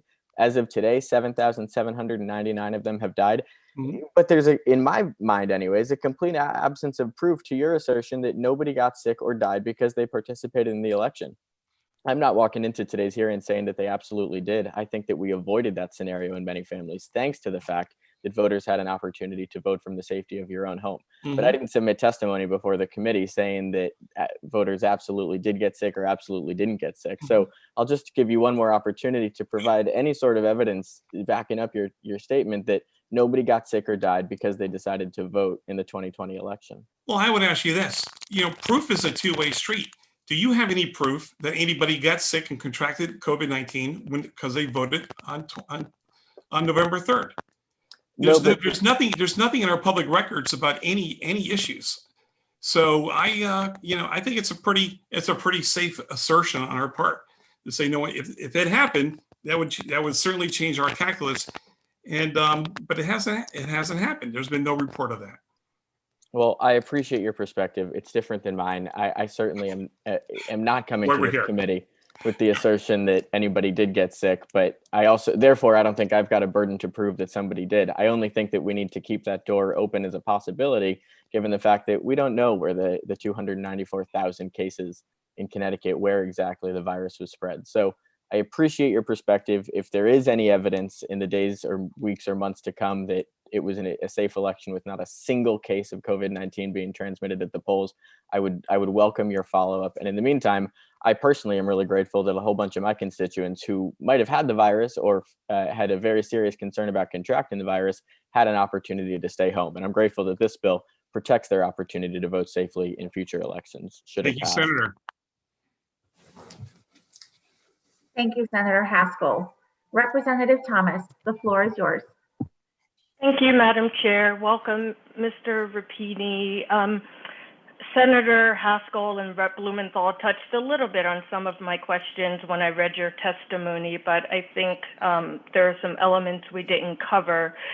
Through you, Madam Chair, you did in your testimony refer to the Constitution as a founding document, and you named the 6 parameters under which someone can currently vote by absentee.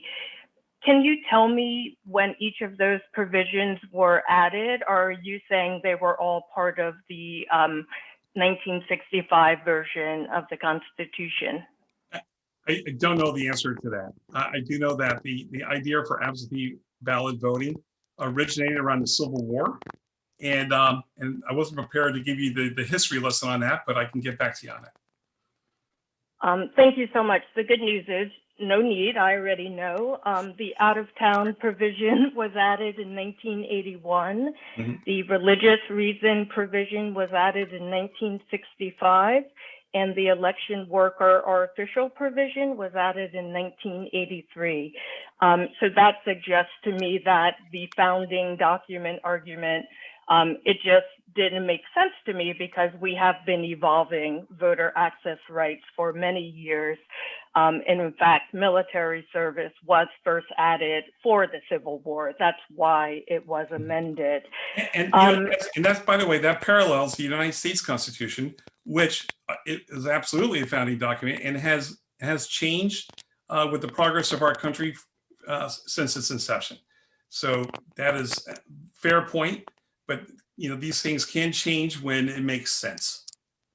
Ours hasn't changed yet for mail-in voting though, or no excuse absentee voting. So until now, until 2022, it has not changed. Hopefully it will change in 2021.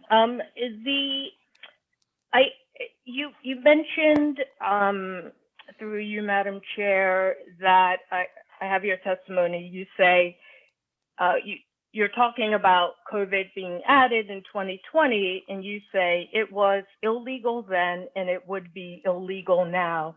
Can you define what you mean by illegal? Yeah, even a better choice of words would be it was unconstitutional this summer when we made that change, because we did not modify the Constitution. I think everybody on this in this committee would agree that it needs to be constitutional, because I think out of this committee, you just passed the concept of having a constitutional amendment for no excuse absentee ballot. So that concept is already, I think, in the mindset with everybody here. It wasn't in the Constitution in the summer. It wasn't in the Constitution in November 3rd, and it's not in the Constitution today. Thank you so much. Through you, Madam Chair, I'm not an attorney, so I won't pretend to be one, but I thought our state Supreme Court affirmed the trial court's opinion that the state's action to add COVID as an excuse was constitutional. Is that correct or incorrect? Did you just ask me that question? I thought. I'm sorry?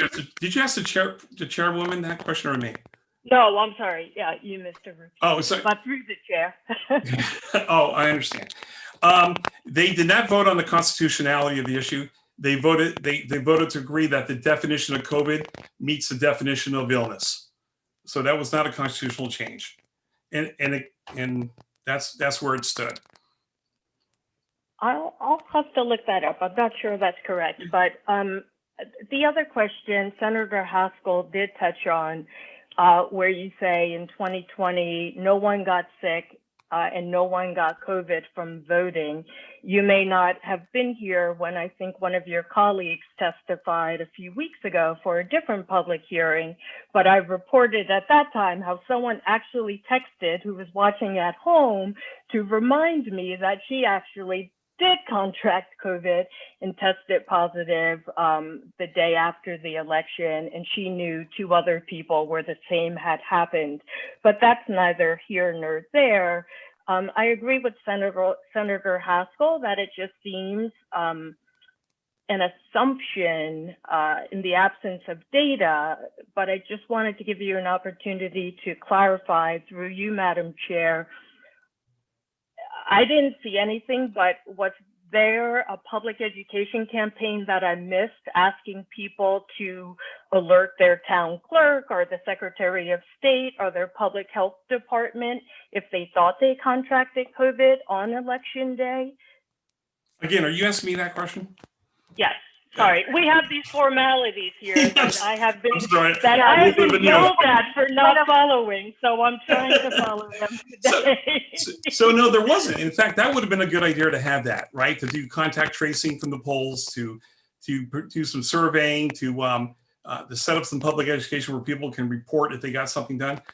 I found no evidence of that, but that would have been a great idea, Representative Thomas. And hopefully, if we do that in the future, and we can learn a lot more. Right now, we have no facts for or against, right? We don't, if anybody got COVID, there's nothing official that tells us that. And in the absence of that data, you work with what you know. It's like, it was safe. I mean, I feel sorry for your constituents that got sick, but we want to make sure that they didn't get it from Home Depot or going to the local diner.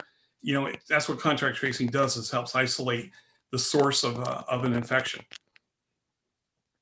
I appreciate that, and it actually would have been a good idea. Too bad no one thought of it. But I think I would disagree with your assertion that we have to work with what we know, or maybe I agree with it, but what you're actually saying is that we have to work with what we don't know, and I don't like to make leaps of assumption in that regard. I'm with you.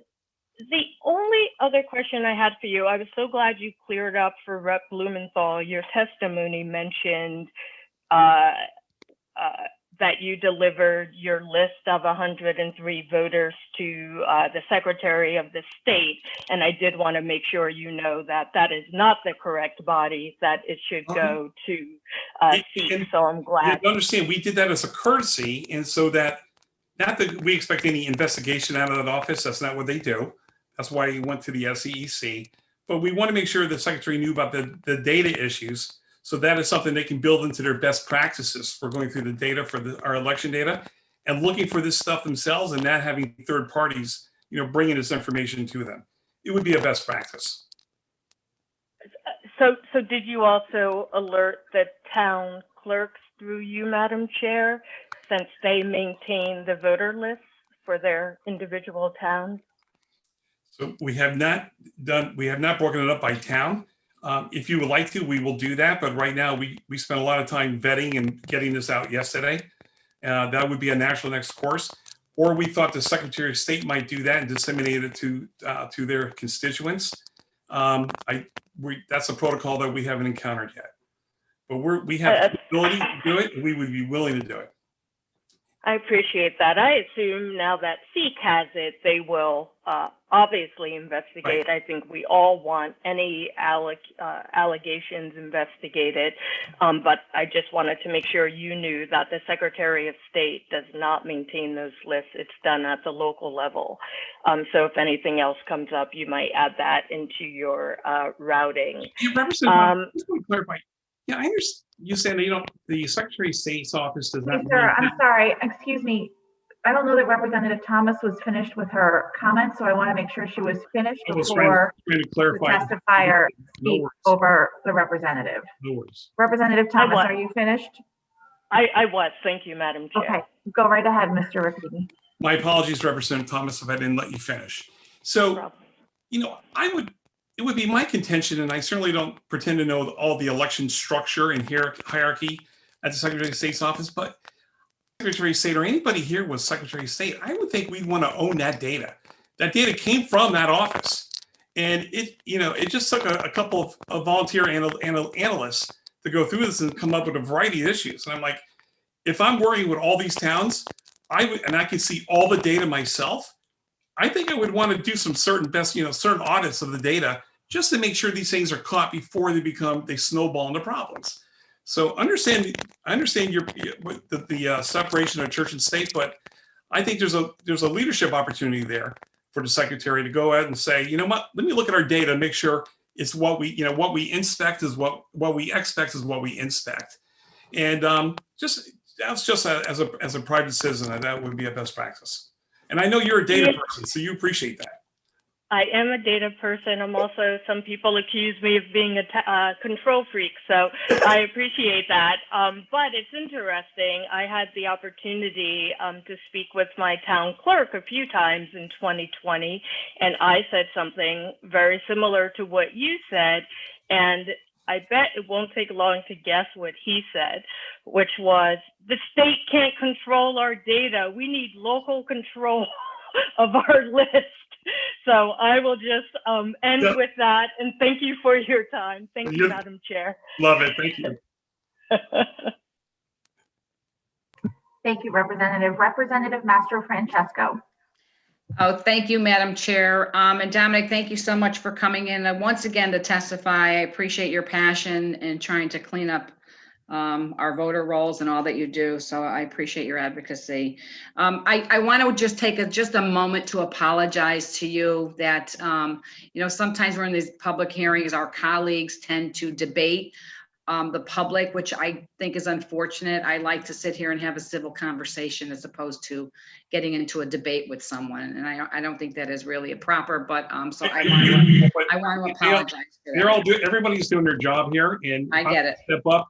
I need to be able to answer those questions. They're all fair questions. I get it. And I believe people are passionate on both sides. Right, exactly. So I think that tends to come out. It's unfortunate. I don't appreciate it, but I just wanted to give you my feedback on that. You had mentioned in your testimony that there were 103 double voters in 2020. And we just heard testimony earlier by Representative Perillo where an election was decided on 13 votes. And I often hear, as I've said before, that, well, there are going to be some discrepancies, but it didn't change the outcome. So it really doesn't matter. There's no need to investigate it or maybe go any further. But in this particular case, there was 13 votes, and you just mentioned in your testimony there was 103 double voters. So clearly that could have changed. Now, I don't know what the outcome will be. I'm sure they will investigate it. But clearly that alone could have changed an election. Would you agree with that? Our intention is not to change any election outcomes. That's all mute today. We're looking, it's like football, right? You fumble the ball, we want to look forward to the next play. Those towns, there was many towns involved, so it wasn't 103 one town. All political parties participated in this, in the shenanigans, if there were some.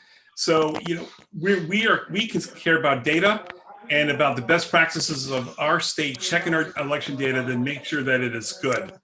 And so I don't, although I will always tell people, local elections can often be decided by single and double digits, right? So just a little bit of fraud can disenfranchise all of us. But our goal is just to fix it. All right. Thank you. And I agree. My point was that it's 103 double voters, whether it's comes out to be that is the case or not, I don't know. They'll have to do their investigation, but it could have changed. It could have. We don't know. Maybe not. Maybe it could have. So I think those are legitimate concerns that we have. Senator Haskell mentioned that about the people voting safely. That I can't remember the number that he said, but it's the secretary. Yeah, 1.2 million. I said 1.2 million voted in person, and to the best of my knowledge, safely and without getting COVID. Correct. Thank you. Through you, Madam Chair. So the Secretary of State did come in and testify, and I did ask her if she had heard of any reports that somebody contracted COVID because they were out voting, and she did not. She was not aware of any reports. So I think that's good news, and I believe that it did prove that there could have been an increase in voter turnout. Yes, people had the opportunity to vote by absentee ballot, but they actually went out and they voted, and it was done safely. And it was done safely not because of absentee ballots. It was done safely because our towns took the proper precautions in the voting booth, right? Because they were voting in person. It had nothing to do with absentee ballots. And they took the proper precautions. They made sure everything was clean. So I got to give kudos to our towns and our registrar and town clerks to making sure that that process was followed. So to assume that somebody would have contracted it would probably say that the towns did not do a good job. And I really think they did. And I was really happy to see that there were no reports. Right. And to be fair, I give credit to Secretary Merrill, right? That was one of the things I thought she did really well, right? And I will always be fair and balanced in the way I look at these things. And I thought I went on election day, and I was at 12 precincts in New Haven that day, plus Branford. And I'm like, oh, everyone's doing a great job. I was very impressed. I was too. Thank you. And then just a couple more quick questions. On when you received your application for an absentee ballot, the part on the application that said COVID, that all voters were able to check the box, was it your understanding when you saw that it was because they were sick from COVID or they were afraid of contracting COVID? My interpretation, I'm going back to September of 2020, was that it was an opportunity for me to say I'm afraid to get COVID, and so I could check that box if I'm afraid of COVID. So I did that in person. Right. So that was your intention, that you're thinking, okay, I'm afraid of getting COVID. I'm going to check this box. It wasn't because you were sick. And then on the bottom of the application, you signed, or people would have signed, a declaration saying that they declare under penalties of false statement and absentee balloting that above the statements are true, which you would have signed. But on the ballot application, there was a line there that they are able to check the box pursuant to Public Act 20-3. And when you go back to 20-3, it doesn't say fear of COVID, it's an illness. So would you agree, or would you feel that maybe you should not have signed that because it wasn't clear? Because it kind of made people believe that it's fear of COVID, but it refers them to Public Act 20-3, which does not say fear of COVID, it's illness. And illness is already covered under our Constitution anyway. Would you agree with that assumption or no? Well, I would say that 99% of the people who vote are not lawyers, particularly not contract lawyers, and it's beyond their ability to interpret it any further than that. They're not going to know. They're going to hear what they hear in the public. They're going to hear what they see on social media, what they hear on the news. And the impression I think everybody got was, you don't have to come in. Just click on here. You're afraid of COVID. Click, sign, send it in for your ballot. Right. And I think that was the intention that most people had, not because they made a legal interpretation of it. Yeah, and I agree. And I remember when we first voted on this back in the summertime, I was agreeing to that, not realizing that the language would not be specific on the application. So it kind of mislead people to believing that, oh, I can check this for fear, but really it's not. It's supposed to be a sickness of COVID. And then they're signing off on a declaration that they have a penalty of perjury, that they are agreeing to what the statement says. So it's really concerning. I would have been much more, if it was going to be, I have no problem with that. We were in a different time, and if people were afraid to vote for COVID, I think it should have been done, but it should have been done the proper way is what my point is, and to not mislead people to think of what they were signing was for fear when it really is sickness. So, and thank you, through you, Madam Chair. One more question, Mr. Rapini. And I just wanted to touch base a little bit about Representative Blumenthal talked about is our Constitution and the language of this particular bill. And he had mentioned there that they took the language from the Constitution and put it right back into this bill. From the charter. Oh, from the Constitution and put it in this bill, yes. They put it in the public debt, correct. They reasserted. Right. So on line 41, you were in agreement with him that it was fine if it wasn't for the COVID part, right? So that's in another section. But on line 41 of the bill, it says someone's sickness, which is unconstitutional because our Constitution doesn't say someone's sickness. That's separate from the COVID section. So I guess what I'm trying to understand it is your understanding, you had read the bill, when you saw that line 41, someone's sickness, does that mean somebody's aunt, brother, sister, their sickness? Because our Constitution clearly is outlined and has been a precedent for decades that it's your sickness, your individual. Your personal illness. Your personal illness. Yeah. Where this would change it to be someone's sickness. Would you agree with that? Yeah, I would agree. It's too open. I wouldn't, in business, I wouldn't write anything that open-ended. I'm sorry, I couldn't. Can you repeat that? In my business, I would not write anything open-ended like that. I would be much more specific. So you would agree that someone's sickness in there could be anybody's? Right. Would just your personal opinion, do you believe that that is correct? That it should say someone's sickness, or do you believe that it should be your personal illness? I think it should be your personal illness. And I would leave it to the judgment of an elector that if they're a caretaker and they can't leave because they got to take care of somebody, I would trust them with the right judgment on that. But, you know, if we, the way we've written it, it needs to be your personal illness or your physical disability. Okay.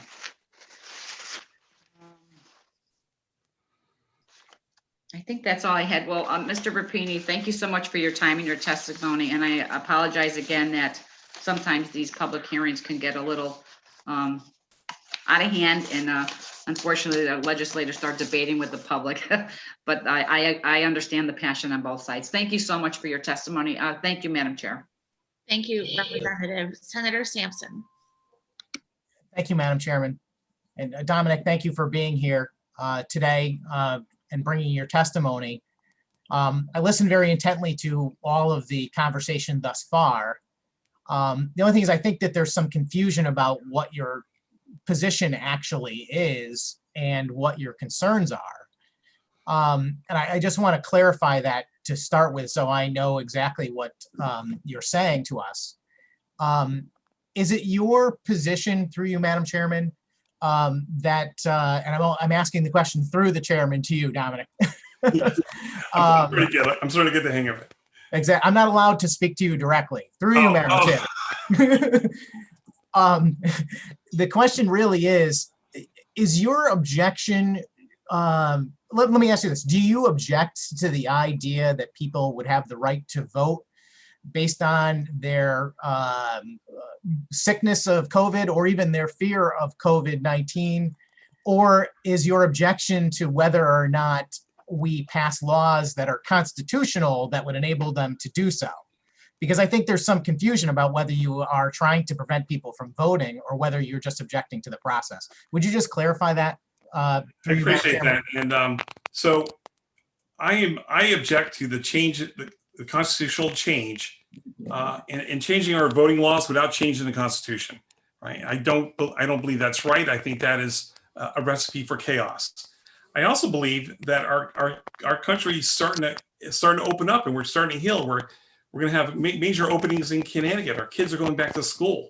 And I think, well, you know, I'm afraid of COVID just like anybody else, but I also am a rational person. I can make a decision to go in person and vote. And I think most people can do that. Right now, the restaurants are swarming with people. The retail stores are swarming with people. So people are voting, you know, with their pocketbooks today that, you know, they want to get out there and participate in life. And I think they can participate in the democracy in the same way. So those are my two reasons, right? Constitutionality, and that it's going to be, and by November of next year, it's going to be much safer even now than it is now to vote in person. Excellent. Thank you very much for that answer. And through you, Madam Chairman. So Dominic, the Constitution in Article 6, Section 7 lays out the reasons that are acceptable for an absentee ballot. It's just one sentence. If the community will indulge me to read the sentence really quickly, it says, the General Assembly may provide by law for voting in the choice of any officer to be elected or upon any question to be voted on at an election by qualified voters of the state who are unable to appear at the polling place on the day of election because of absence from the city or town of which they are inhabitants, or because of sickness or physical disability, or because the tenets of their religion forbid secular activity. Through you, Madam Chairman, Dominic, is there any question in your mind that they are referring to an individual voter when they say their inability to appear in the city or town, their sickness, physical disability, or because of the tenets of their religion forbid secular activity? That's exactly what I understand. All right. And through you, Madam Chairman, is your concern about this bill that in line 11, we are changing the statute that conforms to that constitutional provision from saying such electors or person's illness, which would be removed in the bill proposed before us, and replacing that simply with the word sickness, implying that as it does later in the line 41, the statement that a voter would agree to, that someone else's sickness, whether it be a family member or someone in a foreign country they've never met, could be a reason for getting an absentee ballot. Through you, Madam Chair. I apologize. I totally did not follow the question. through Madam Chair, what was the question? I'm sorry.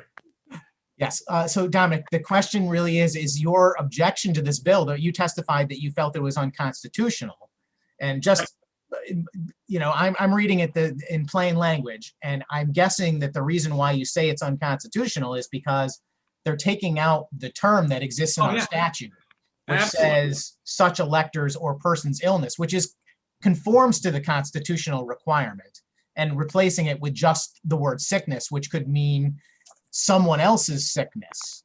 Is that the reason why you believe that this proposed bill is unconstitutional? Through you, Madam Chair. You know, in addition, yes, the answer is yes, in addition to that, but in addition, it states number 7, you know, with the COVID-19 as being another excuse. I mean, it clearly adds a seventh reason, which is not codified in our Constitution. Through you, Madam Chair, Dominic, I don't mean to correct you, but it appears that they are removing that language. I would say that the proponent of this bill would argue that they are simply trying to put into the statute the words from the Constitution, but they are altering their meaning in the process, is my opinion reading it. Because I think anyone reading the constitutional amendment, it's quite clear they're referring to an individual and not to a third party's illness. And this creates an entirely new implication. Through you, Madam Chairman, you know, there's been some talk about how the courts have resolved this issue. And I don't know to the extent that you are knowledgeable about the Fay case, which basically the state constitution or the courts basically agreed that Executive Order 7QQ was okay. But do you see that again, if you're not familiar with this, just tell me you don't know, but would your interpretation of that decision imply that somehow any voter would be eligible to vote simply because of the existence of COVID-19? I would imply that. I'm familiar with the Fay case. We helped put it together. In fact, not only would I interpret that, but 650,000 Connecticut electors who voted by absentee all made the same, drew the same conclusion. Well, thank you, Dominic, but was there the voters' conclusion based on the paperwork they received from the secretary or the state, or by the words of the court, because the words of the court are far more limited. In fact, they use the word limited. You know, it says the decision says Executive Order 7QQ nevertheless represents a considered judgment by our political branches that the limited expansion of absentee voting is appropriate. To me, the word limited implies not everyone. Again, I'm making the case here, and I should be allowing you to testify. So I'm just going to end my questions here. Yeah. But I would just suggest to anyone that if they're going to start having this conversation, that they are as informed about the Secretary of State's memorandums and what she was after, what the executive order actually says, and what the court actually said before they try and extrapolate that somehow you know, the individual sickness now means something broader than that. As just a final question through you, Madam Chairman. So Dominic, all of this might be moot anyway. COVID appears to be going away, and there are 2 constitutional amendments going forward. I just want to ask you if we, are you adamantly opposed to no excuse absentee voting, or would you find expansions of absentee voting to be acceptable given the addition of some appropriate protocols like signature verification, photo identification, things like that? Through you, Madam Chairman. Yeah, so I've met with some election officials in Colorado. We've spent a lot of time studying this issue. I'm okay with expanding the ability to do mail-in voting based on a lot of criteria. One, signature verification and tabulators that we can implement, and a strategy according to the Office of the Secretary. I believe that we have to clean the voter rolls. I think that's a prerequisite. I think we have to increase the bandwidth of our election officials. We have I think 39 election officials, 2/3 of which are over the age of 60, 70, and 80. And then we have town clerks who have to shut down operations for weeks at a time just to process absentee ballot applications as they come in, and then the ballots as they are returned. So overall, what we have to do, we have to put in the right infrastructure, which we're not even close to today. But I think with the right infrastructure, I think there's ways to do that to allow people other ways to access the vote. Thank you very much for that answer. I appreciate it, Dominic, and thank you again for being here. And thank you, Madam Chairman. Oh. Thank you, Senator. I see 2 members of the committee would like to be recognized for the second time. Representative Thomas and Representative Blumenthal, do you have a preference on who would like to go first? Madam Chair, thank you for the second time. I actually pulled up the Constitution and I was going to read Article 6, Section 7.1, but I see Representative Blumenthal has his hand up, so I don't need to ask my question, so I'll yield to the representative. Okay, thank you, Representative. Representative Blumenthal for the second time. Thank you. And thank you, Madam Chair, and I'll try to be brief. Mr. Rapini, thanks again for your answers. I just had a couple of follow-up questions based on your testimony. I hope you'll excuse me for that. So first of all, I understand that you have a specific understanding of the meaning of the words of the Constitution, that you understand them to the sickness and physical disability excuses to refer to the voters' sickness and physical disability. Is that fair to say? Yeah. But would you admit that those words, the voters' sickness or the voters' physical disability, they don't appear in the Constitution? It says their personal illness, I believe, in the Constitution.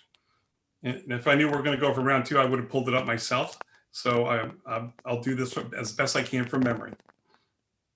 But it's personal illness, which it implies an individual, the illness of an individual. Okay, I'm sorry I have to disagree with you on this, but that's just incorrect. And it does not make any reference to the voter's physical disability or the voter's sickness or any personal nature to either of those reasons. And in fact, in the following clause, it does make a personal reference to the voters, the tenets of the voters' religion or philosophical dictates. Would you agree that that every word of the Constitution is sacred and should be independently scrutinized? I believe that every word of the Constitution is always subject to interpretation. And I think we have an example in front of us where the two of us read and heard two different things. And that's why I appreciate your insights. So I guess I'm just asking you, do you think every word of the Constitution matters? I think every word matters. Okay. So if the drafters of the Constitution use a word in one place, but then they don't use that same word in another, wouldn't it be fair to interpret that they didn't mean to include that word in the second place? It could be fair to interpret, or it could have been an error on the drafter's part. Do you believe we should be interpreting the Constitution as if the drafters were making errors? So I certainly think that's the job of interpretation and constitutional scholars. Okay, and to make those judgments. Fair enough. And would you agree that in terms of the Connecticut State Constitution, the final arbiter and the final word on the meaning of the Connecticut State Constitution is the Connecticut Supreme Court? It is certainly, sometimes you're left with no other choice but to accept that interpretation, but yeah, that's fair. It doesn't change the Constitution, nor does it replace a constitutional amendment. Okay, I agree with you. It doesn't change the Constitution, but the Connecticut Supreme Court's interpretations, their opinions say what the Constitution means, correct?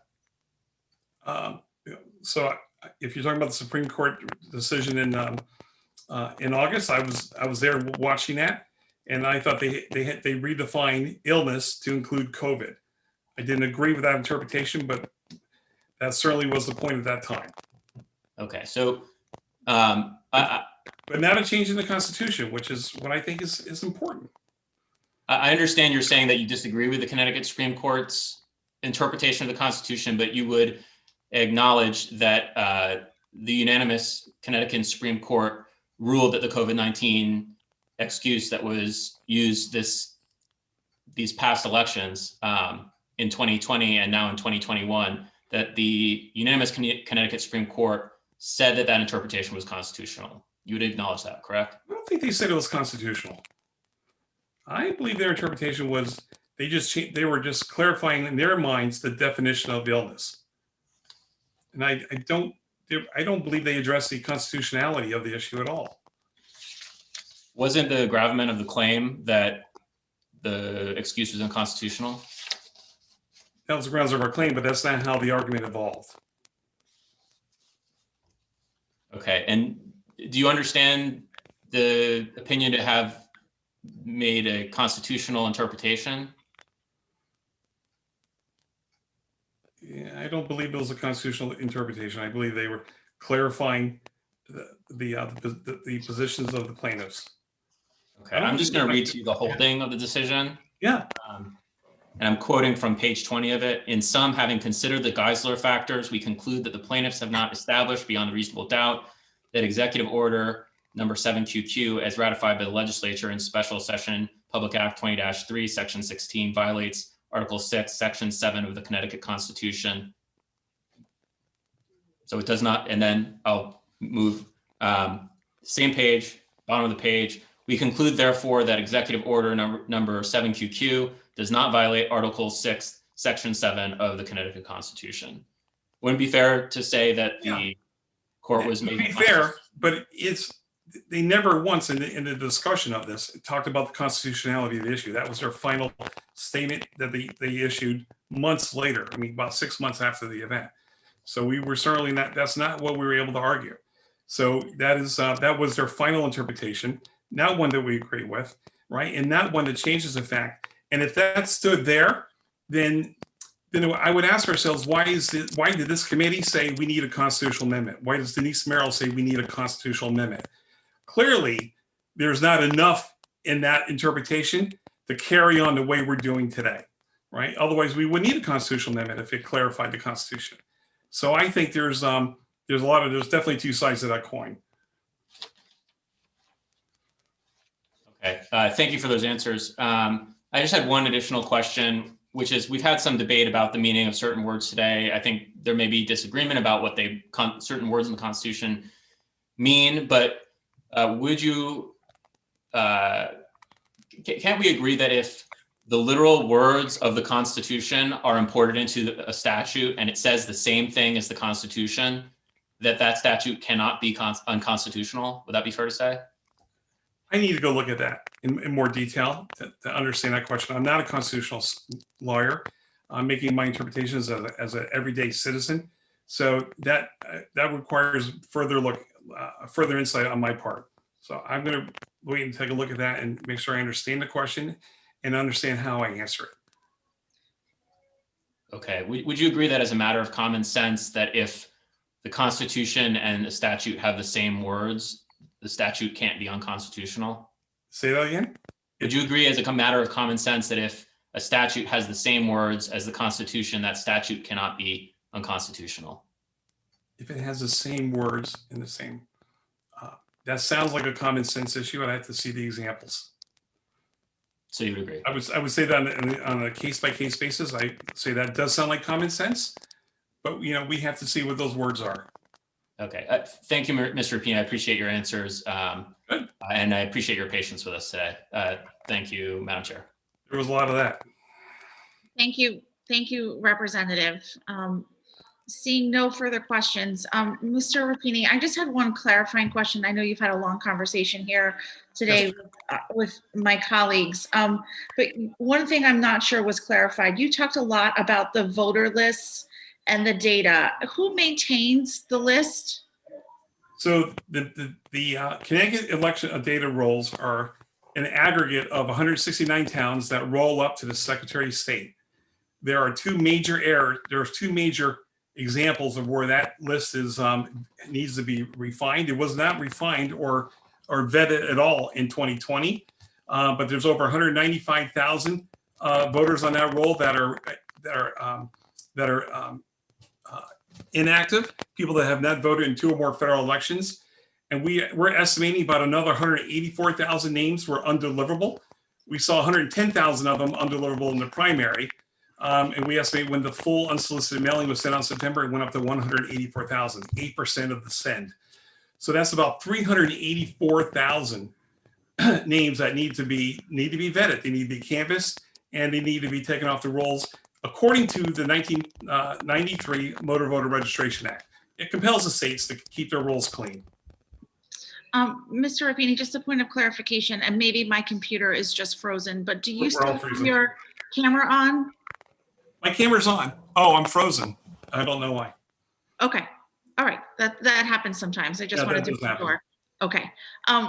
So back to the discussion about data, but in Connecticut, I think one of the pieces of the system that we have that should and does give Connecticut residents a great deal of confidence is the way that our system is controlled locally. And those voter lists, all of that data is maintained locally. The Secretary of State does not have the authority to change the list. It is the local registrars of voters that maintain the voter list for each of our 169 municipalities in Connecticut. The Secretary of State is not authorized to make any changes to data.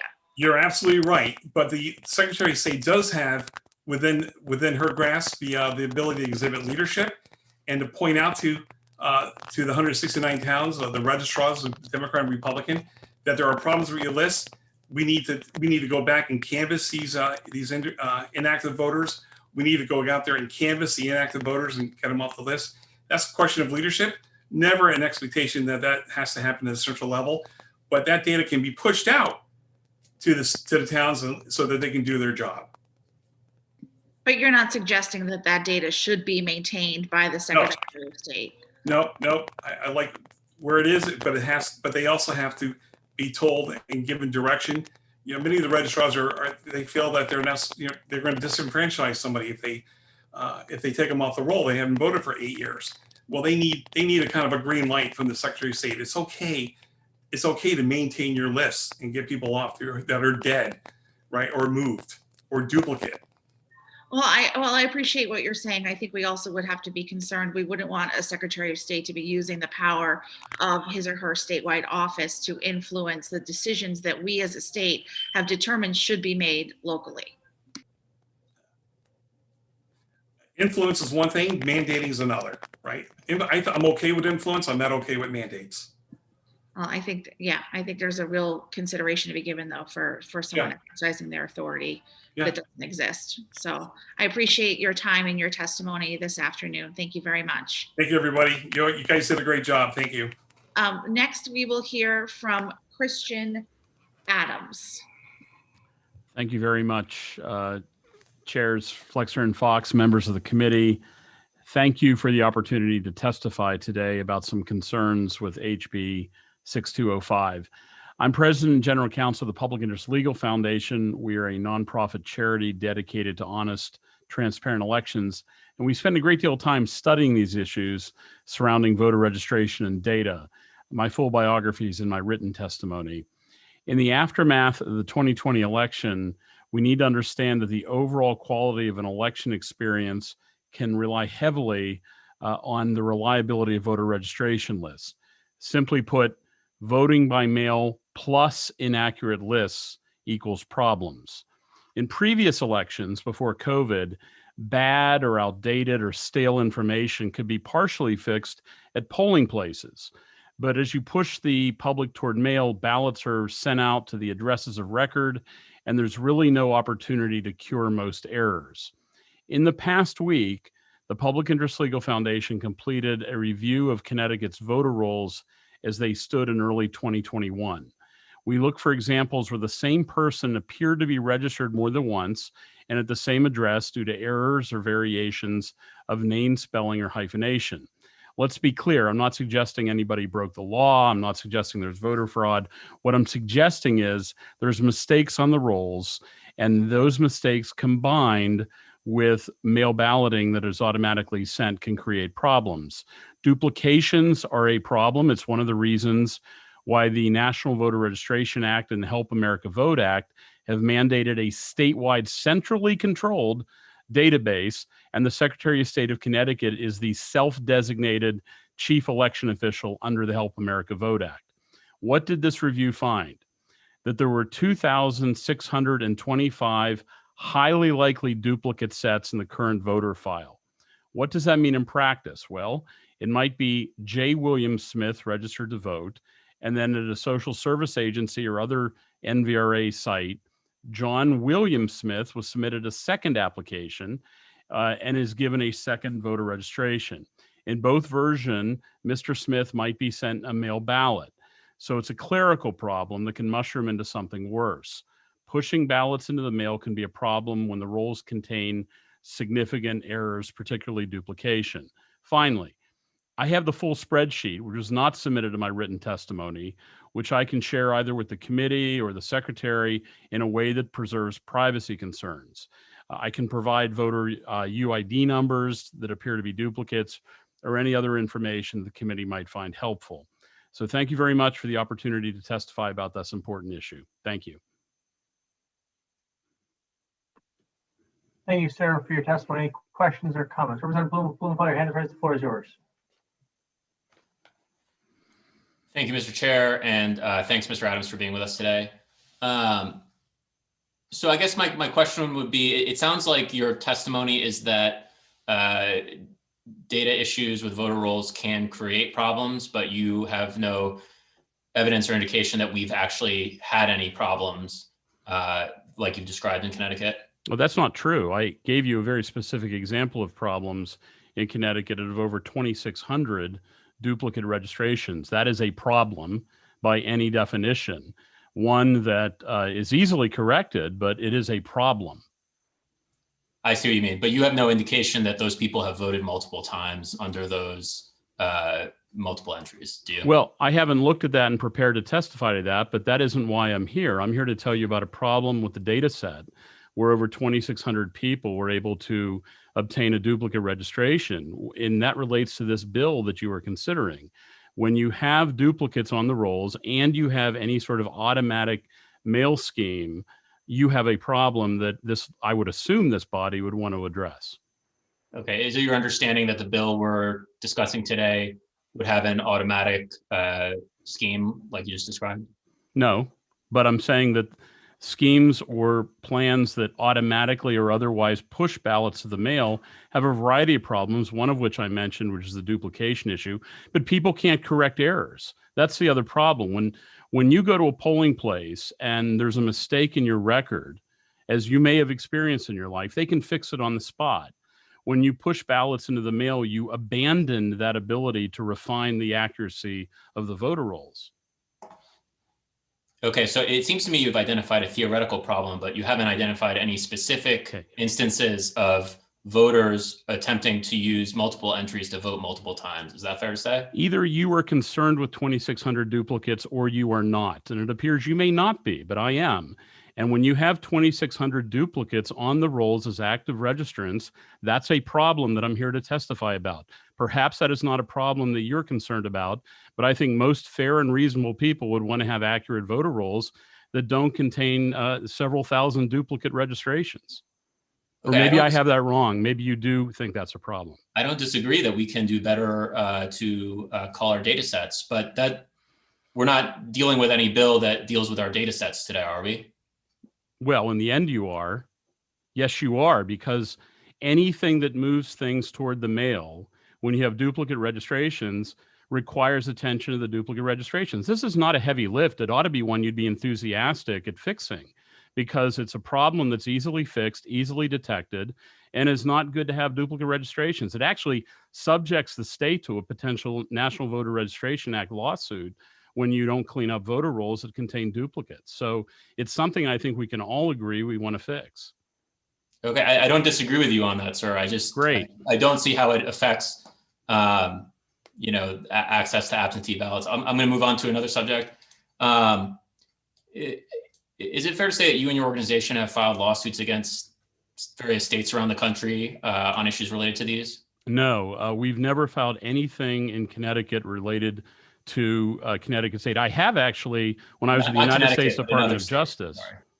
I'm sorry? Have you filed lawsuits against other states or in other states other than Connecticut? Oh, of course.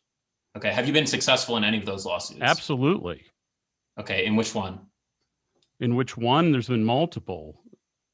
And what was most recently enjoined the Commonwealth of Virginia, got a court-ordered injunction against the Commonwealth of Virginia sending out or allowing mail ballots to come in after the election without postmarks. That's one. Do you want more?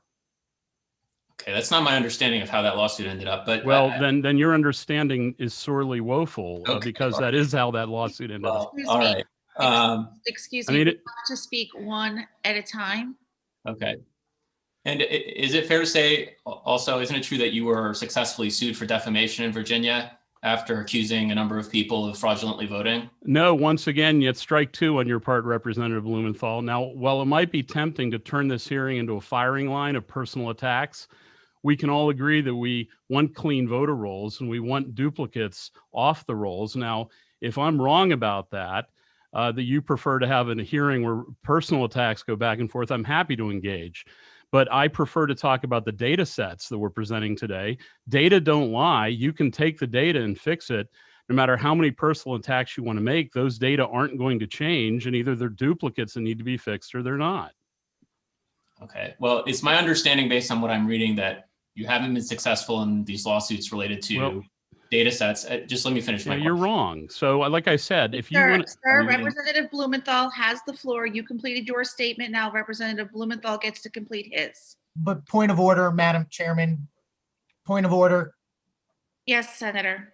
I don't mean to interject, but honestly, the line of questioning about the character of the witness has absolutely nothing to do with the bill before us or his testimony. And really, that's what you should be objecting to. Forgive me for saying so. I didn't want to have to do it, but that's the point of order that needs to be made. And I guess my response would just, I'm sorry, Madam Chair. I appreciate Senator Sampson, your point of order. I know these are complicated issues where there's a lot of strong opinions on the measure that's before us. I would ask all participants, both the committee members and the people testifying today, to do their best to keep their comments to the substance of the bill. However, if Representative Blumenthal is trying to determine if this organization has been successful with regard to the subject matter that is before this committee this afternoon, I'm going to let Representative Blumenthal ask those questions in an effort to ascertain this organization's ability to verify concerns about data. Representative Blumenthal, the floor is yours. Thank you, Madam Chair, and you perfectly summarized the thrust of my questioning. Just in closing, the short version is I think we can always do better to make sure we have a good data set we're working with, but my understanding is that these lawsuits suing around voter rolls and saying that they are bloated or otherwise excessive have not been successful. I've identified a case right here where I believe this is the organization that you lead, Mr. Adams, apologized to individuals that you had alleged fraudulently voted. And respectfully, while I agree that we could always do better to clean up our data sets, I don't think that is very relevant to whether people can vote by absentee ballot, unless you view any expansion of absentee balloting to be problematic. And so I guess that would be the end of my comment on that matter. Thank you, Madam Chair. Thank you, Representative. Representative Thomas. Thank you so much, Madam Chair. I apologize. I'm double duty in another meeting. And thank you, Mr. Adams. I just want to clarify one thing I think I heard, but apologies if I couldn't hear two things at once. But I'm trying to understand, wouldn't the problems you are talking about with the double data, et cetera, wouldn't that also apply? I mean, it doesn't seem specific to people who are voting by absentee. Wouldn't those problems just exist, whether someone went to the poll or was voting by absentee or was early voting, or in any scenario, through you, Madam Chair? Absolutely, they would. And that doesn't minimize their need to be corrected. What it does mean is if you move the system more toward the mail, you have fewer opportunities to correct it, and you have greater opportunities to be sending out multiple ballots to the same person. That's all I'm testifying about as it relates to those data sets. So thank you. So I just want to understand. So, and I probably don't know as much about this process as I should. So let's say Stephanie Thomas and Stephanie P. Thomas are on two different roles, but like maybe I moved and it's in the town of Norwalk, but it's also in Cheshire. I don't know. If I go to vote in Norwalk in person, they have no means, as I understand it, to verify or not if I am also listed in Cheshire. Is that correct? Slight tweak to your fact pattern. The 2,625 duplications we talked about or in my testimony were only those that were the exact same address with the same birth date. So there was no Norwalk, Cheshire issue. That is, your issue is a much more complicated one because the duplication was not caught. Under Section 5 of the NVRA, or I'm sorry, Section 7 and 8, the state has the obligation, and there we go, opening up that state versus local issue. There's an obligation of the election officials with the centralized statewide database to catch that move and fix it. And I don't have any testimony today about how many of those sorts of Norwalk, Cheshire duplications exist. I'm only testifying about things at the exact same address. Got it. Okay, great. Sorry, I have to join this other meeting, but I thank you for your time. Sure thing. Thank you, Representative. Senator Sampson. Thank you very much, Madam Chairman. And thank you for being here, Mr. Adams. You moved on my Hollywood squares. There you are. So I guess I want to start through you, Madam Senator Chair. Sampson, you're dating yourself. I don't think it's any stretch that I was around for Hollywood Squares. Sorry, I just had to take that opportunity for levity. I'll try not to make any older references than that from now on, though, that's for sure. So, Mr. Adams, again, thank you for being here. And I guess I want to start. Your testimony is related to the bill, and I understand why.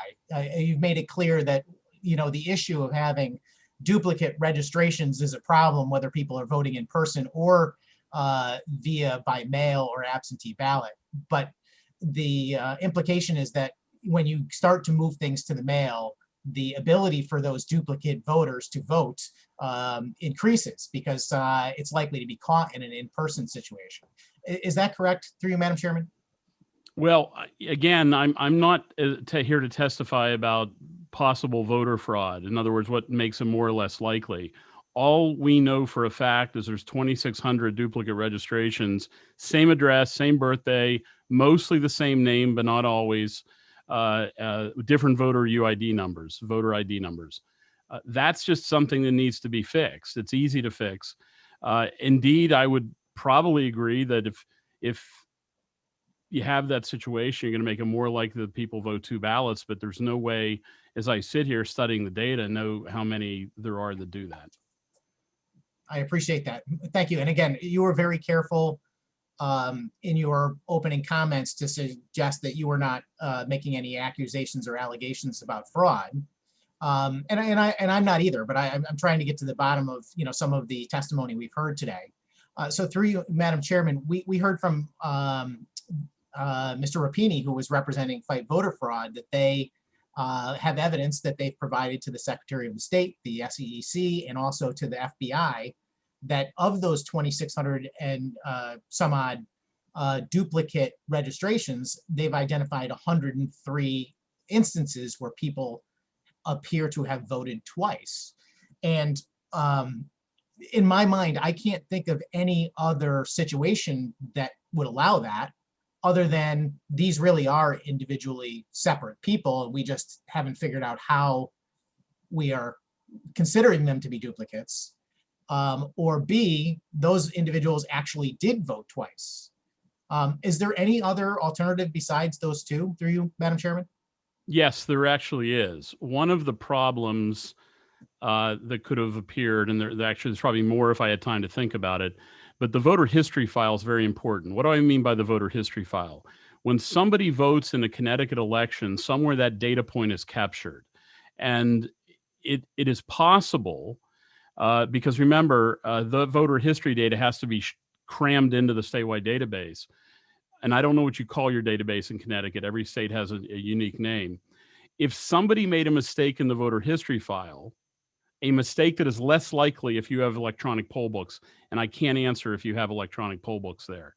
But if you have paper poll books, someone has to enter that data. And sometimes people make mistakes in the voter history file entry data.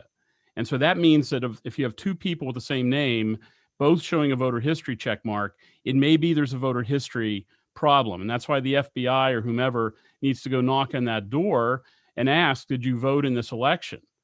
And my experience is that those knocks are not going to happen. So it's not true that if there's no charges, it's been adjudicated. Very frequently, the investigation is not picked up. Thank you very much for that answer. I'm actually experiencing something similar right now. Ever since a public hearing a couple of weeks ago, I made a comment in my conversation with the Secretary of State about an incident where a voter was turned away at the polls in the town of Prospect, Connecticut. And since I've heard from the registrar who's indicated that that was a duplicate voter, but I don't know anything more than that. And I'm looking forward to a resolution so I understand it. So it could be something as innocent as the moderator checked off someone they shouldn't have. And then when that person actually showed up, it looked like they had voted. So that is possible that there's nothing nefarious going on. That's one of the benefits of electronic poll books. And I confess, I don't know what you have in Connecticut, but if you did anything to make the system better, think about electronic poll books. Okay, I appreciate that very much. And we're always looking for ideas to make things better. That's for sure. So Mr. Adams, just to follow up, you didn't really get into the meat of the proposal, House Bill 6205 and the changes made in the language. Is that something you're willing to talk about, the change to the statute and using the term sickness versus his or her illness? Is this something you're familiar with and have a concern about? Well, I'm familiar generally with this debate that's taken place around the country. There was a prominent Texas case, a prominent Connecticut case, actually, also. I'm happy to attempt to talk about it, but the purpose of my testimony today was very narrow, was to give you a set of 2,600 individuals who appear to be duplicate registrants. But if you want to give me a softball, one that I don't expect, but I'm happy to try. It's totally fine. I won't cloud the issue of your testimony and your purpose for being here today. I thank you very much for drawing that concern over the duplicate ballots, or duplicate registrations rather, to our attention. And I will certainly follow up with the two state agencies involved to make sure that there is a resolution as much as possible, because I believe it's incumbent upon us to make sure we get to the bottom of what's going on and find a fix for it. But I will just leave my last opportunity to offer a question through you, Madam Chairman, to allow you to make any comment that you feel appropriate. I want to give you a chance to defend yourself, actually, from some of the commentary earlier about the validity of your organization or you personally. So if you have anything you'd like to add, please use this opportunity. And thank you very much, Madam Chairman, for your indulgence. Well, I'm really not going to revisit sort of personal attacks. The record speaks for itself. There's been victories across the country, and even in Guam, as a matter of fact, I have a federal court victory there. So I'll just move on to more substantive questions. Thank you, Senator. And before I call on Representative Mastro Francesco, I just point of clarity, I know there's a lot of people watching this meeting today. Part of the reason why we conduct the hearings where people speak through the chair, whoever is chairing the hearing, myself or Representative Fox, is to try to make sure the debate is around the issues and substantive and not personal. And I just want to be clear that if there was a debate with regard to anyone's personal issues, that certainly would have been shut down. But a conversation about the work of an organization that's being represented here this afternoon, I do believe is appropriate. And we certainly want you to feel welcome here, Mr. Adams. But I just want to be clear that I don't believe anyone had attacked you on a personal basis. And it's regretful if you feel otherwise, but I do believe there were questions about your organization. And I'm hopeful that the conversation with the committee members moving forward will stay just as it has been. Representative Mastro Francesco, the floor is yours. Thank you, Madam Chair. Mr. Adams, thank you so much for taking the time to speak with us today. Just a couple of quick questions just for clarification, if you don't mind, and through you, Madam Chair.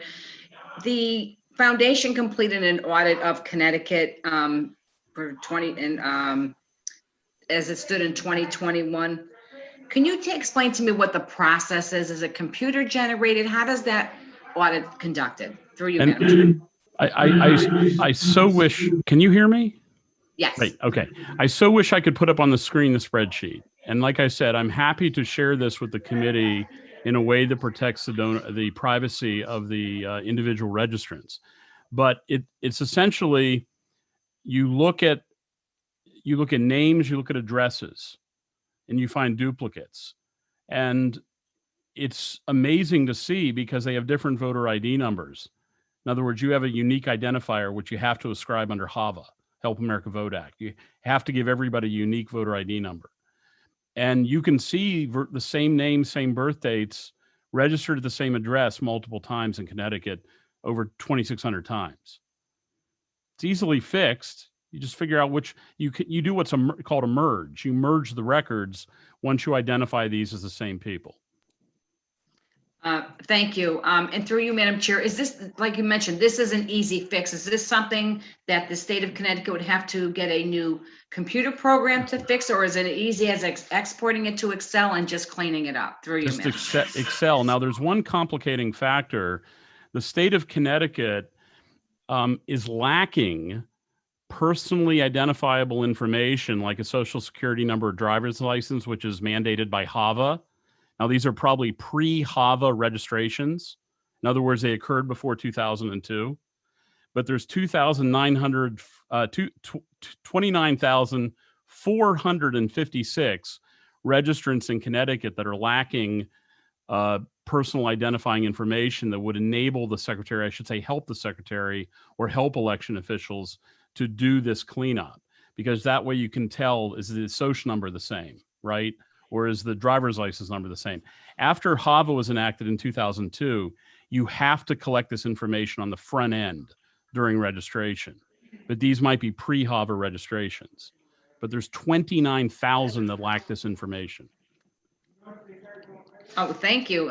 So the information could be whether it's an address, what type of information? Can you give me an example? Well, under the Help America Vote Act of 2002, before any state can accept a voter registration, they have to get some kind of personally identifiable information. It could be part of a social security number or a driver's license.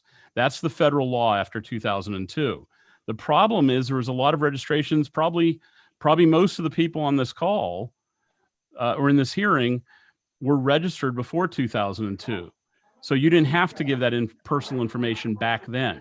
Well, Connecticut has never sort of updated the roles. They've never asked for this PII, okay?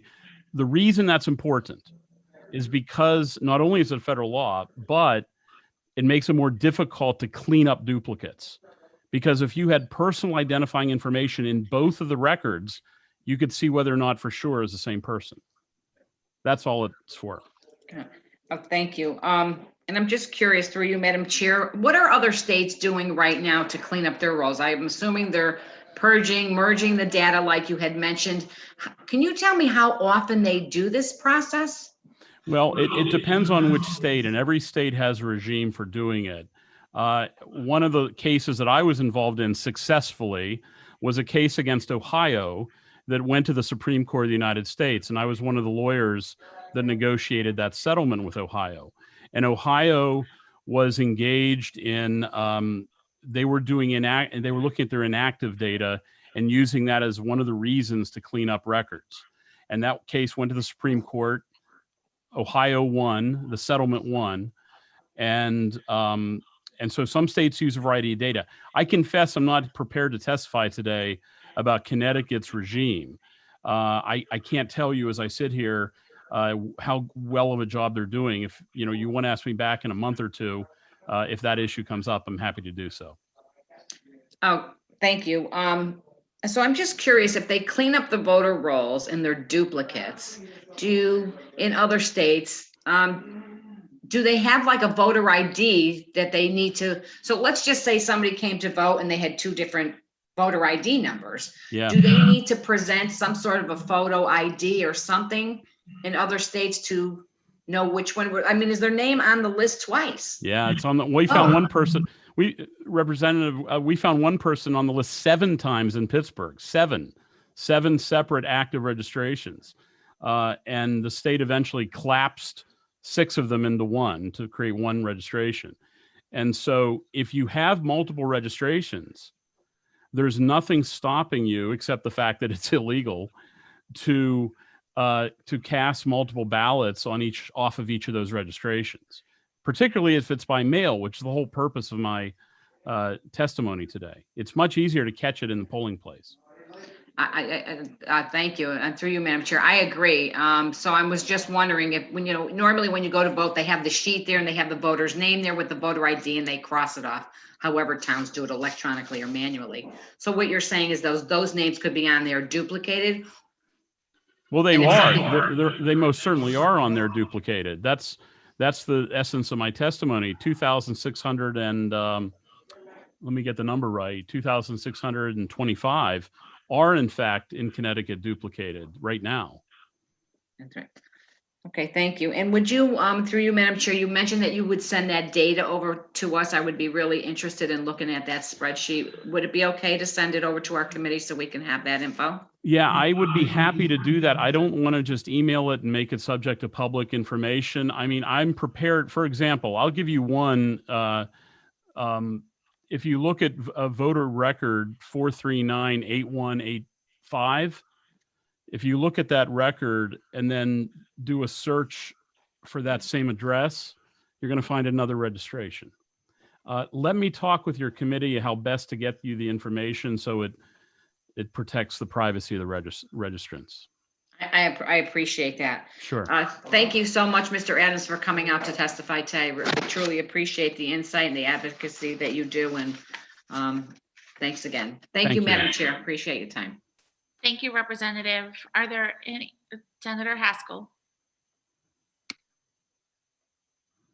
Thank you, Madam Chair. Just one very brief question for Mr. Adams. Thanks for your time and for your testimony today. I'm tempted to ask about the Presidential Commission and your work in other states, but I just want to instead focus on sort of a philosophical question, which is, I think we all agree on this committee, Democrats and Republicans, that we need to ensure integrity in our elections. We all want voter rolls that are going to be as accurate as possible. We probably all agree that perfect accuracy on voter rolls is outside of the realm of possibility, given the fact that every day people move and people die and new people become eligible to vote.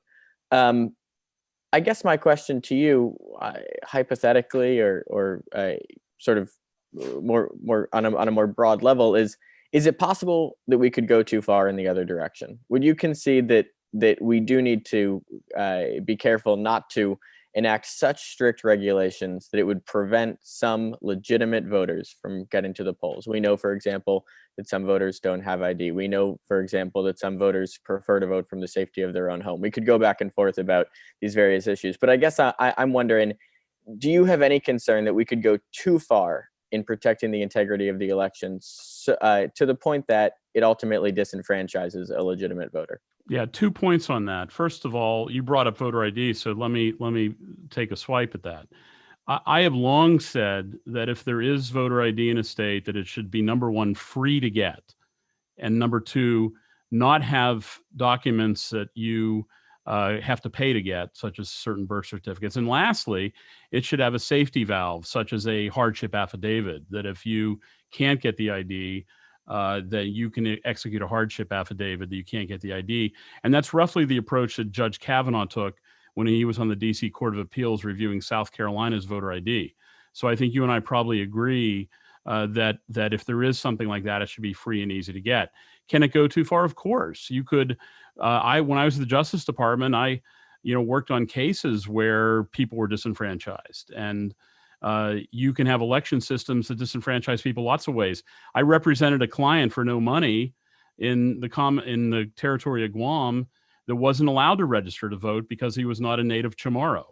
And after many trips around the globe to go to federal court hearings, we eventually won that case, affirmed in the Ninth Circuit, and the U.S. Supreme Court denied cert. So I obviously agree that there are circumstances where the right to vote is not protected, and you need to make sure that people have the right to vote. And I've done that throughout my career. Thanks for your time and for your testimony, Mr. Adams. Thank you, Madam Chair. Thank you, Senator. Mr. Adams, I'm going to ask you a personal question that is unrelated to anything we've talked about this afternoon. Does it involve my microphone?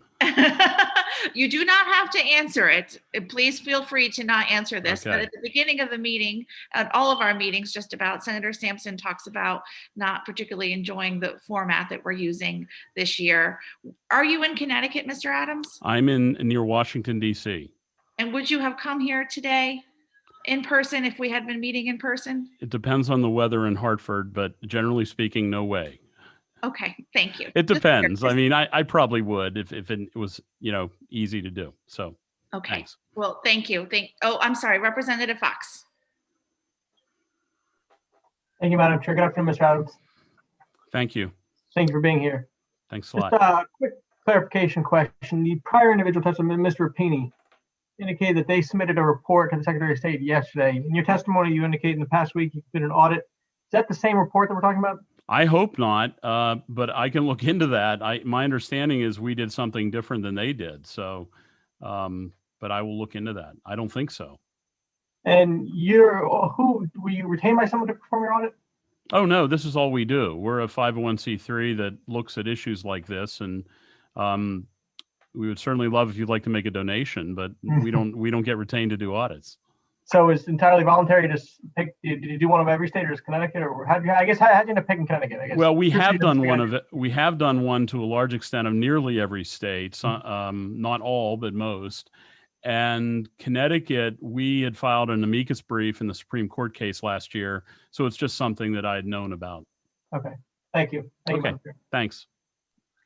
Thank you, Chairman Fox, and thank you again for your testimony. Okay, take care.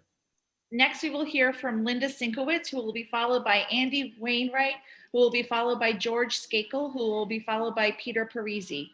Linda, welcome. The floor is yours. Thank you very much.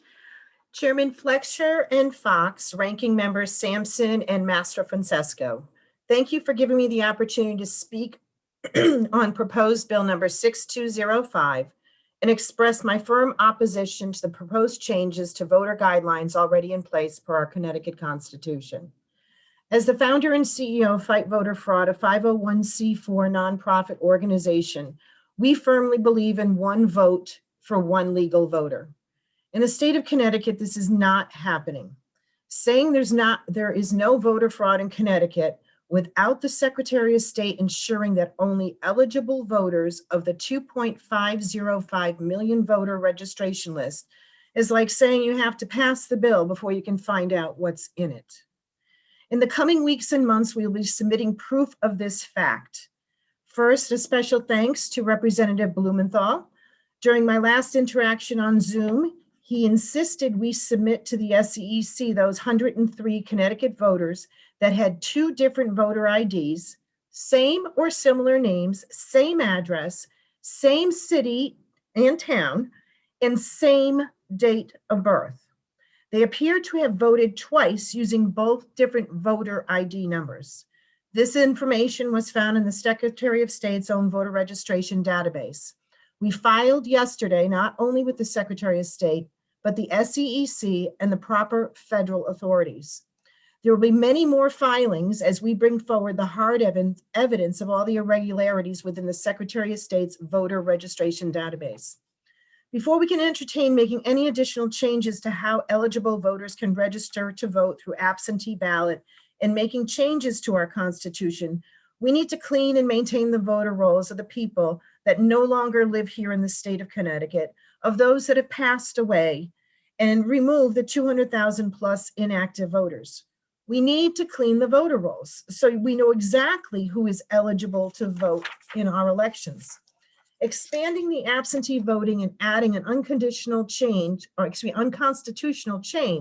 to allow anyone for any reason to vote absentee because of COVID has and will continue to violate the rights of all Connecticut citizens. We, the people, are delegated by our Connecticut Constitution to allow these changes, not the legislature by using the COVID as an excuse. Mind you, we at Fight Voter Fraud are not against the proper use of absentee ballots. They need to be used only as our Constitution has directed. Our system before COVID wasn't the best since the voter rolls were and are not accurate, but at least there was some oversight by the town clerks and the registrar of voters verifying the accuracy of the applications. The overburden of town clerks and registrar of voters by having hundreds of thousands of absentee ballot applications put into their system caused even further issues when a system was not designed for this tenfold increase, and verifications may have been overlooked because of the workload. Don't expand any voting laws until the facts, all the facts, are investigated. Ask the Secretary of State Your to 3 do her own minutes is audit now on over. the database. In conclusion, the COVID excuse should not be used here in Connecticut. Vote against wasting more resources and taxpayer dollars and focus on cleaning the voter rolls instead of violating our Connecticut Constitution again. Thank you very much. Thank you. Thank you for your testimony. Are there any questions or comments from members of the committee? Seeing none, thank you again for your testimony. Next, we will hear from Andy Wainwright, followed by George Skakel, followed by Peter Parisi, followed by Pua Ford. Andy, welcome. Is Andy here? Looks like no. Okay, then George. Is George here? George Skakel.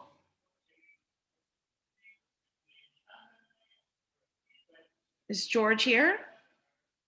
How about Peter Parisi? Is Peter here? I see George. George is here. Okay, let's see if we can get him to come on camera.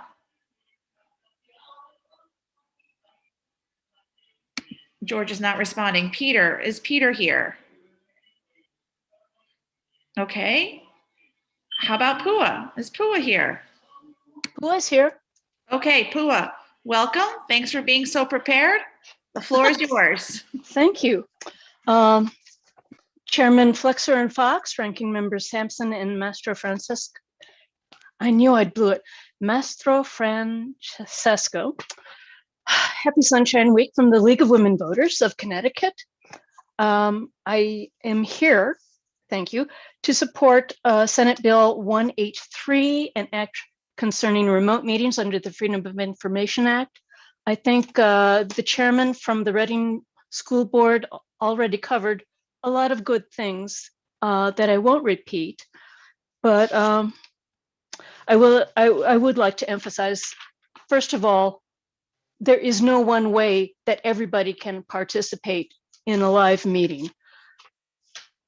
Second, there are some towns where you could have both live streaming or a live Zoom together with television, and that's thanks to many of the nonprofit community access television organizations in towns where I hope some of you live. Finally, let's see, we don't substitute. I have noticed in the testimony given by other people on this bill that there are some tweaks that are desirable in section number 1. So I took an amateur stab at it. My point of view was not about how many lawsuits, how many complaints might come before the FOI Commission, which I believe the person following me will be able to address. But because I work in one town with a pretty well-developed website and where they have worked gradually to develop their government access television channel.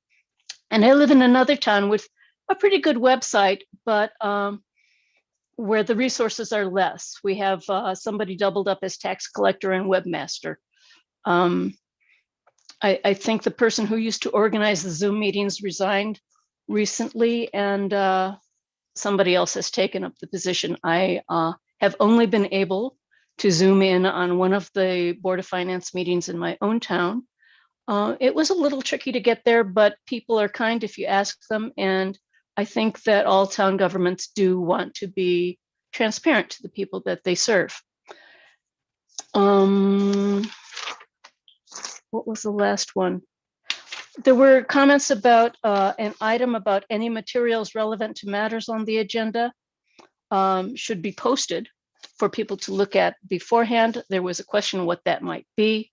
In the town where I work, this happens to be any materials that might have been mailed as a packet to members of the commission or board that that was holding the meeting so that people could find it beforehand. Sometimes there is public comment. I'm not sure.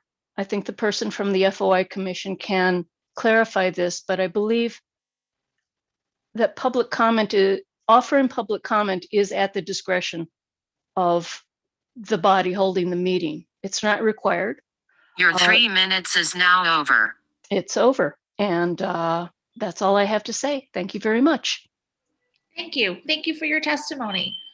Are there any questions from members of the committee?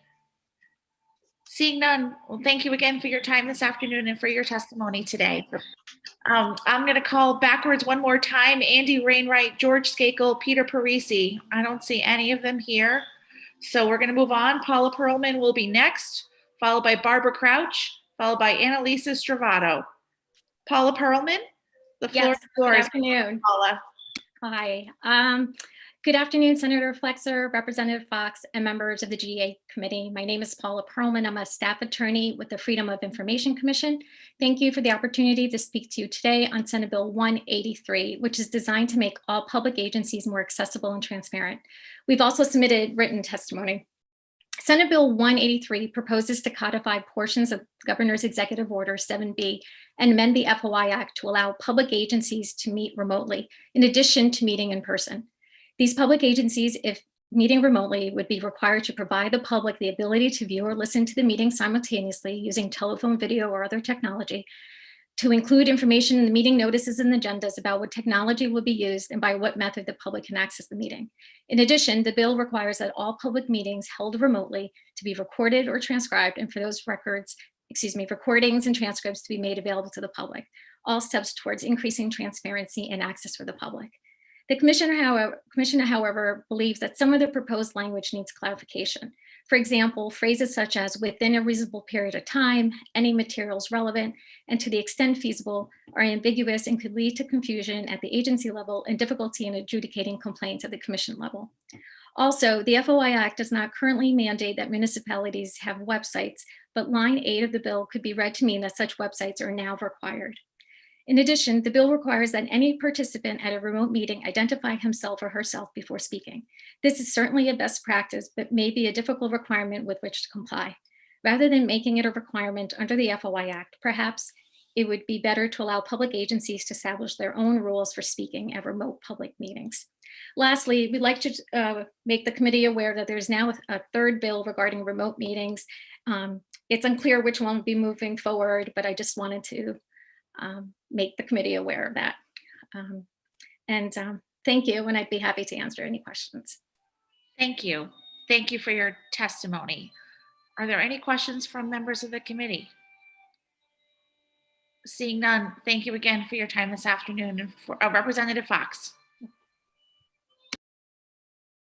Actually, I think Representative McCarthy-Vahey had her hand raised. She just couldn't activate it. Oh, I apologize. I don't see Representative McCarthy-Vahey. I apologize. Representative McCarthy-Vahey, the floor is yours. Thank you so much, Senator Flexer. I'm on a different computer, different version of Zoom, and it took me a second there. Ms. Perlman, thank you so much for your testimony. And you were making the chairs in the committee aware that there is another bill. I believe you're probably referring to the bill that's going to be heard in Planning and Development. Yes, there are actually 2 bills. And I just wanted to confirm that those are both bills, 2 of which are on the agenda for Monday, the 22nd in the Planning and Development Committee. Is that correct? Yes, correct. Okay. And I'm just highlighting that here for the members of the committee as well. Representative Fox and Senator Flexer and I intend to remain in conversation and work together on these issues. A couple of those bills have been referred to our committee as part of, one of which is part of another broader proposal, but I appreciate the comment and just wanted the opportunity to highlight that here. Thank you very much, Madam Chair. Thank you, Representative. Okay, I'm doing a full check now. I don't see any other questions. So thank you again for your testimony. We look forward to working with you. Thank you. Next is Barbara Crouch, who will be followed by Annalisa Stravato, who will be followed by Robert Ham. Barbara, welcome. The floor is yours. Thank you. Good afternoon. I'm Barbara Richardson Crouch. I'm the Register of Voters in Sprague, Connecticut, and I'm a member of the ROVAC Legislative Committee. I'm here to testify in opposition of House Bill 6207. Currently, the Register of Voters, one from each party, or in several larger cities, there may be 3, decide based on our knowledge how we have been trained to hold elections. We decide what avenue where elections should be held. If we cannot agree, the municipal or town clerk is the tiebreaker if there needs to be one.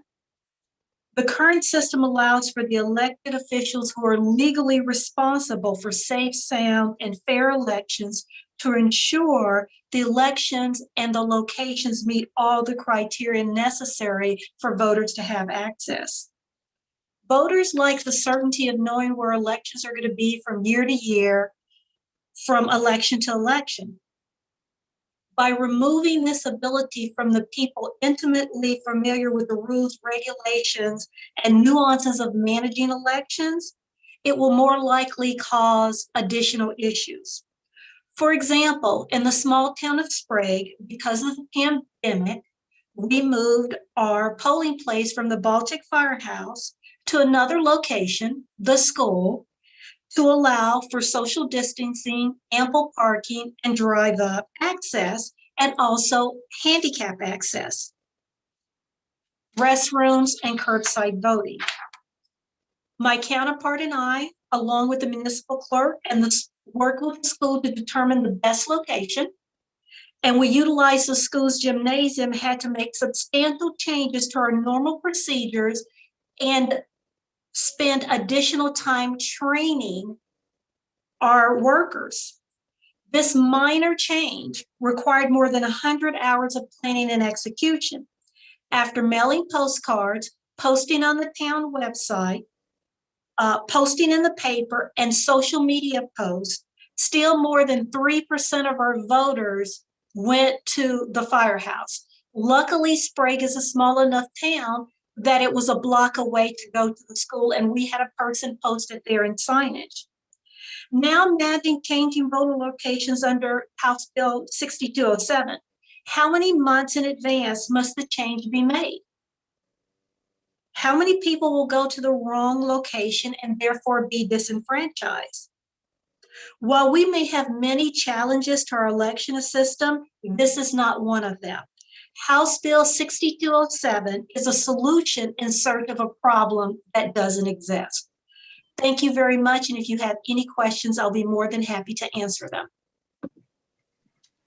Thank you. Thank you for your testimony. Are there any questions from members of the committee? Chairman Fox, the floor is yours. Thank you, Madam Chair. Good afternoon, Ms. Crouch. Thank you for being here today. Just have a quick question. Under current law, how far in advance must you decide what polling locations are? We must notify the Secretary of State 90 days in advance or 91 days in advance.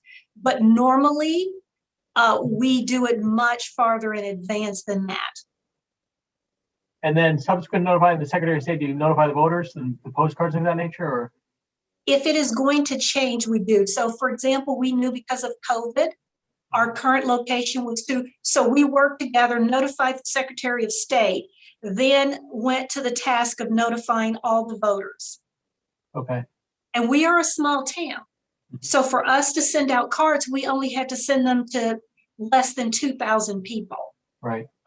So if you're talking about a major city, and once again, moving, if the elected officials who don't do this every day, we were told have the election at the senior center. Senior center doesn't have enough handicap parking. So if we weren't in control of that, we would then be liable to actually face fines and repercussions for something we didn't control. So if I'm going to be fined, I want it to be my mistake and something I control. And how many polling locations do you have in Sprague currently? We have one polling place, but as this bill stands, our Board of Selectmen can decide we're going to have 5. Okay. And we would have to staff them with our budget. Okay. Thank you very much for being here today. I appreciate your time. Thank you. Thank you, Madam Chair. Thank you, Representative. Seeing no other questions, thank you again for your time and your testimony today. Next, we will hear from Annalisa Stravato, who will be followed by Robert Ham, who will be followed by Timothy DiCarlo. Annalisa, are you here? Yes, good afternoon, Senator Flexer, Representative Fox, and members of the committee. My name is Annalisa Stravato. I am the Republican Registrar of Voters in Wilton and Vice President of ROVAC. I'm here today to discuss— Annalisa, I'm sorry to interrupt you. We try to, as a best practice, ask people to turn their cameras on if they can during our hearings. Sorry, I thought it was on. Apologies. Okay, thank you very much. I'm here to discuss HB 5883, an act concerning voting for municipal officers and on local questions. I thank the committee for the opportunity to testify on this important topic. ROVAC opposes this legislation for a variety of reasons. Due to limited time, I will only address a fraction of those mentioned in my written statement. First, while not necessarily an issue related to registrars, our current CVRS system does not allow for registrations of persons under the age of 18 or who will not be 18 by election day of that given year. That would require the Secretary of State to upgrade the systems on a town-by-town basis, potentially leading to confusion and voting issues. This bill charges the registrars to ensure that proper ballots are given to those under 18 years of age. This will result in an increase in costs to towns and force registrars to print special ballots that include only the municipal candidates for those under 18 and a different ballot for those 18 and older, causing additional confusion and questions at our polls. While most of our municipal officers are voted on during the odd number years, The Office of Registrar of Voters, for example, a municipal office, is voted on even number of years. Registrars, in order to allow 16 and 17-year-olds under this bill to vote for the Office of Registrar, persons charged with ensuring their voting rights would have to provide separate ballots, separate programming, and possibly tabulators under this bill. ROVAC sees this bill causing unnecessary costs to towns, confusion and misunderstanding about elections at a time when we need to reduce costs, eliminate confusion, and make our elections more transparent. Allowing towns on an individual basis to decide whether 16 and 17-year-olds can vote will, in ROVAC's opinion, have the opposite effect that we all want to achieve, engaging our teenagers and running clean, efficient elections. I would ask this committee if it has considered one last very important point. Currently, in order to register to vote, one must provide their name, address, gender, and date of birth. This would be no different for a 16 or 17-year-old voter. Any person wishing to do harm to a 16 or 17-year-old who wants to exploit them, stalk them, cause them problems of any sort, simply needs to file an FOI request with my office, and I would be required to provide them with all public information. Finally, I'd like to speak to you as a mother of three, my youngest, which graduated high school in 2019. As Senator Haskell and Representative Thomas know all too well, over the past year, Wilton has had to deal with the loss of several teens attributed to depression, isolation, and bullying. These are losses that no one should have to endure, let alone a parent. I would ask that this board take a step back and understand the enormous pressure that would come with giving a child the adult responsibility of voting. While we want to believe that our 16 and 17-year-olds are young adults capable of making adult decisions. Your 3 minutes is now over.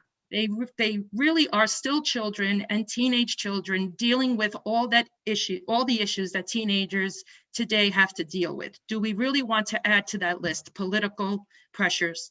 In conclusion, while ROVAC shares the goals of the General Assembly in wanting to get young people more involved, ROVAC strongly suggests that this bill be rejected.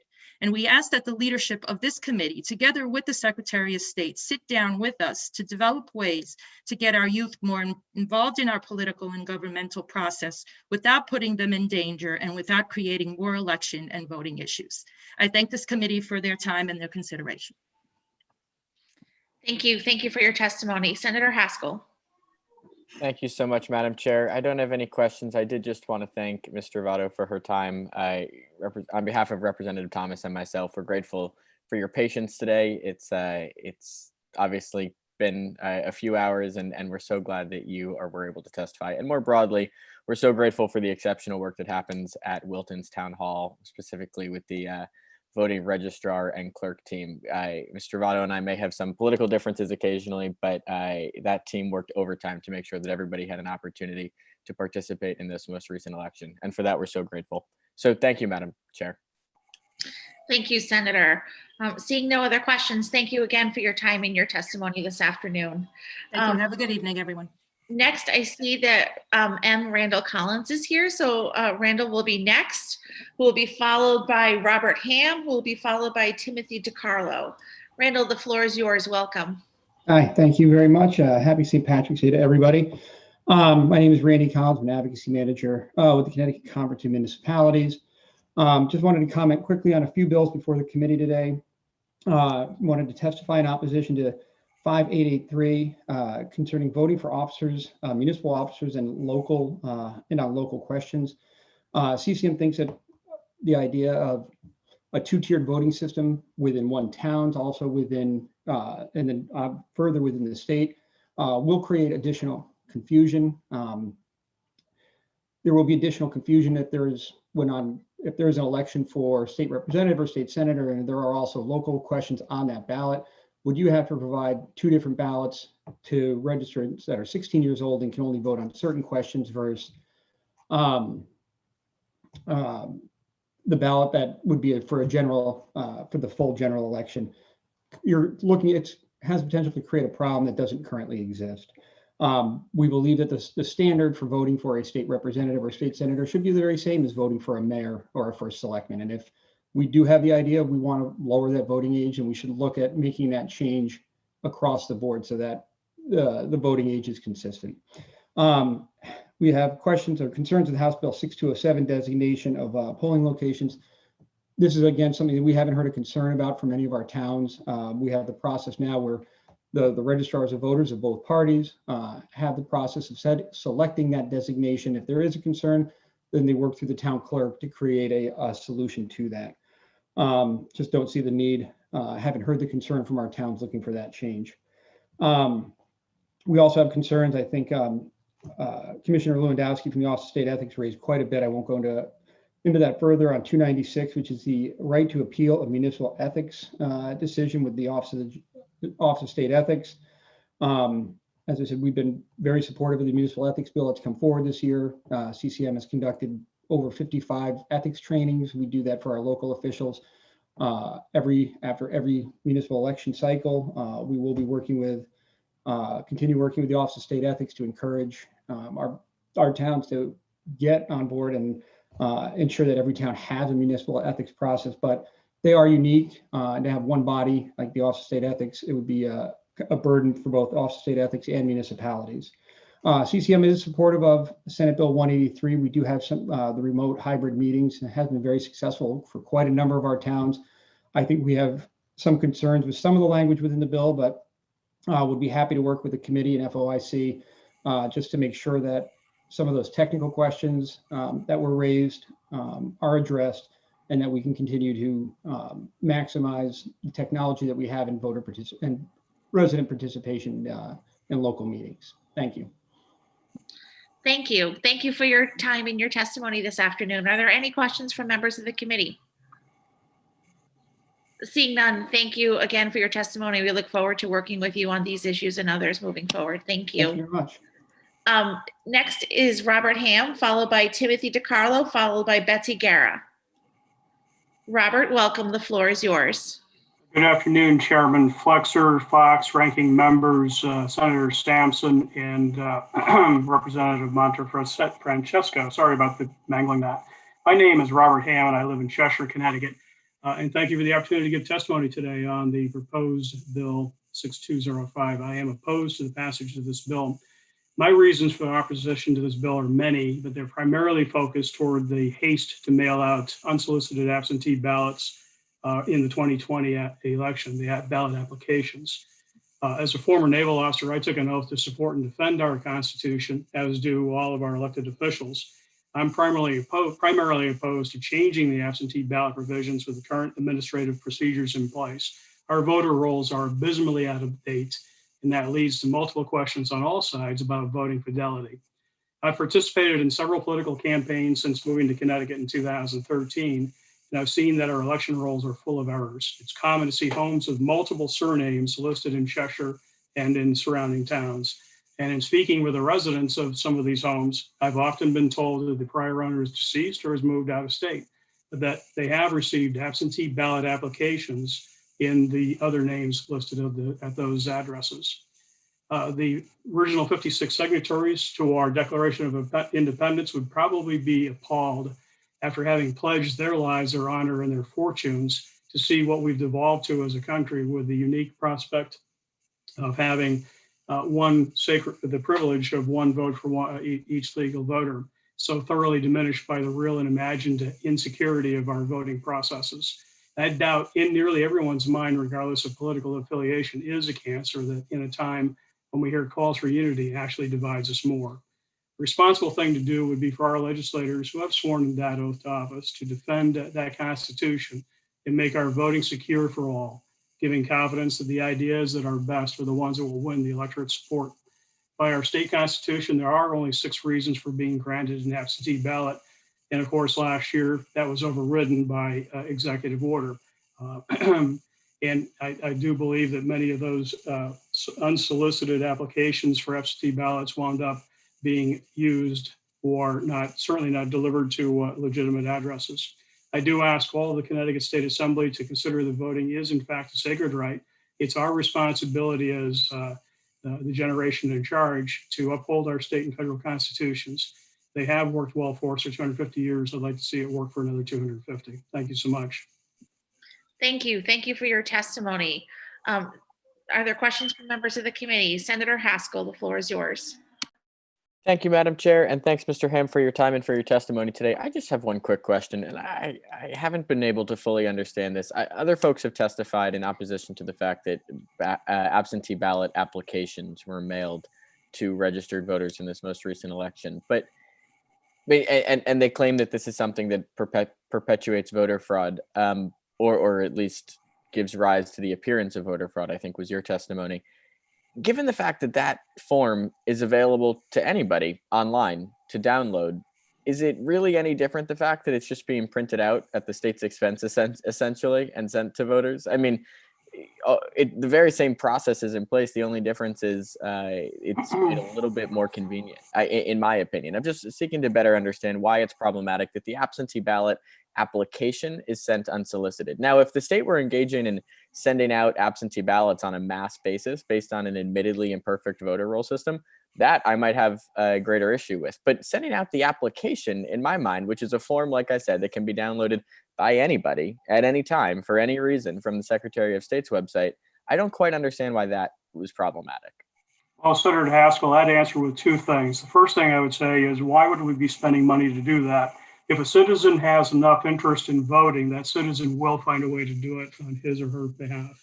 Secondly, I do think there is such a thing as chain of custody. And I think that chain of custody in terms of who actually is sending in that application that's been received or downloading it does need to be verified. We've heard about that from some of the other people that are talking this afternoon.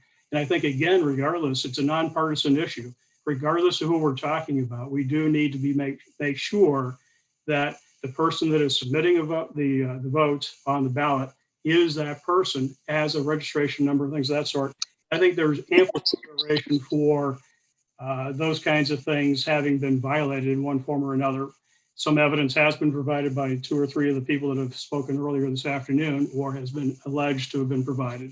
And I think if we dig into it, we'll find it. What really concerns me the most, though, is here we are rushing through something that does have any number of administrative failings, opportunities for failings, when we have a state that is absolutely upside down financially. Why are we paying attention to things like this when the state should, in fact, be finding ways to take I'll call it the jackboot of the government off the neck of those that would create jobs in this state and allow others to come here and create opportunities? The only reason that this state is not in a bad position right now financially is because we are now a bailout state. We've now taken federal tax dollars from people in Wyoming and Florida and wherever else to say, please bail us out. Why aren't we as a legislature, why aren't we as citizens asking you as legislators to fix our financial problems instead of dealing with things that really aren't a problem? We have a wonderful Constitution. It has worked very, very well for us. Why would we not keep that same Constitution? We're trying to fix a problem that doesn't exist, in my opinion.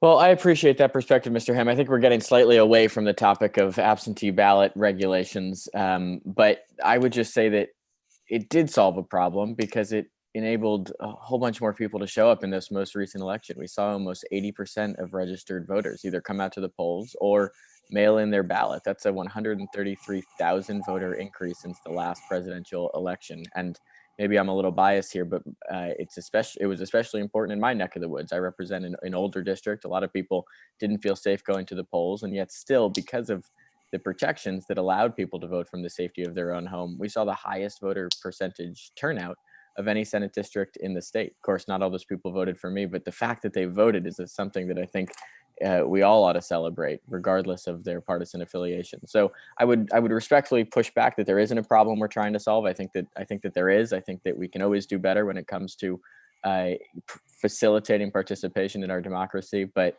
I understand your opinion, and I thank you for being here today. Thank you, Madam. Well, Senator Haskell, I'd like to respond to that if I could. Mr. Chairman. Senator, the point I would make to you, sir, is any number of people that use the absentee ballots to vote were also seen, ostensibly for concerns for COVID or something like that. I'll guarantee you that I saw any number of those people at the local grocery store, local hardware store, and things of that sort. I think, again, we're trying to solve a problem that does not exist. Senator Haskell, are you all set? I could respond happily that I think that some people who feel the need to go to the grocery store don't want to take additional risk, right? Every single trip out of the house, in at least at the height of this pandemic, constituted additional risk for families, especially those that were most vulnerable. But out of respect for all the other people who are signed up to testify today, I don't think that it would be fruitful to engage in a back and forth. I think that Mr. Ham and I have a respectful disagreement here, and I understand your perspective, and I appreciate you being here today. Thank you. Thanks, Madam Chair. Thank you, Senator. Senator Sampson. Thank you, Madam Chairman. I was trying to find my unmute button. It's hard to find sometimes.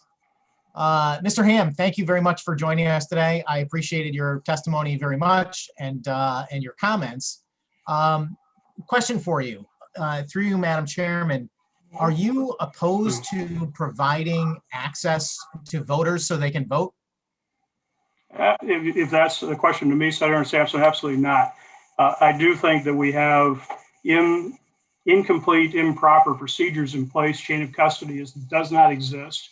And I think that we have any number of reasons to cause doubt in voters' minds. Again, nonpartisan, makes no difference.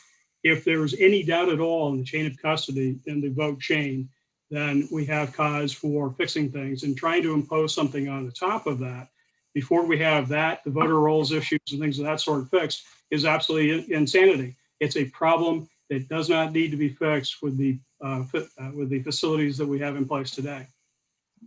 Thank you very much for that answer. And through you, Madam Chairman, do you find it frustrating that when you are trying to illustrate that there is a concern over mail-in voting being less reliable than in-person voting, that you are characterized as somebody who's trying to stifle the ability of people to cast their vote? Through you, Madam Chairman. Well, absolutely. There are people that are, in order to stifle the vote, one has to be able to have a process in place, and the processes aren't in place at all. I'm not sure that answers your question. Thank you. I felt bad for you because I thought your testimony was quite straightforward, that your concern is over making sure you're preserving the integrity of the election. But I understand exactly how you felt responding to my colleagues' questions, because it's the same thing over and over again, which is all of us are in favor of increasing access to elections. But anyone that says we should be more careful about how we go about it is somehow characterized as someone that is trying to prevent access. And I know you weren't saying that, and I just wanted you to be able to make that clear for the record. Let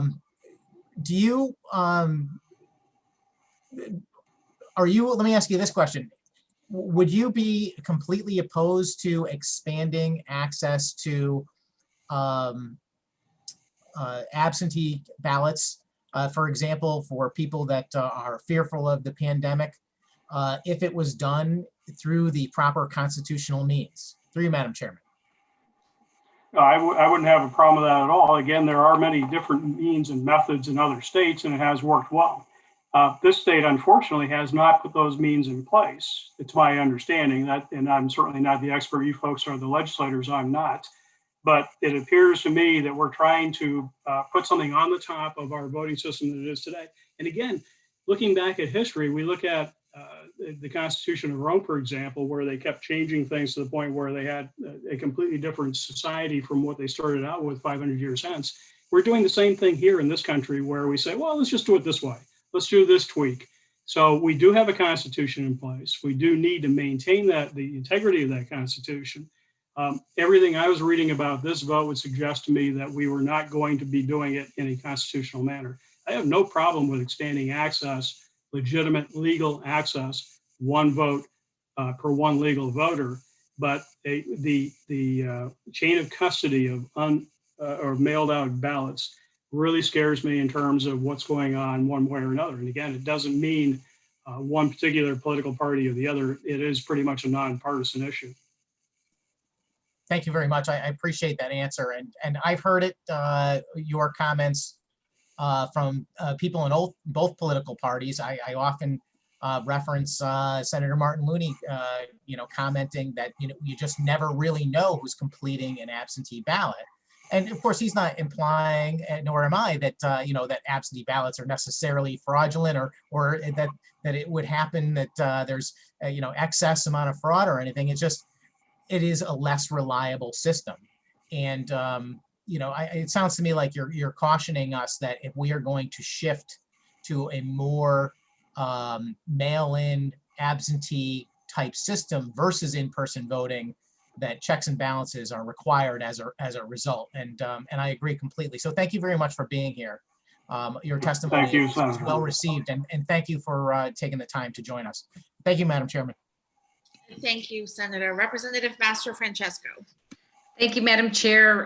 Thank you, Mr. Ham, for joining us today. Appreciate your testimony. I enjoyed it very much.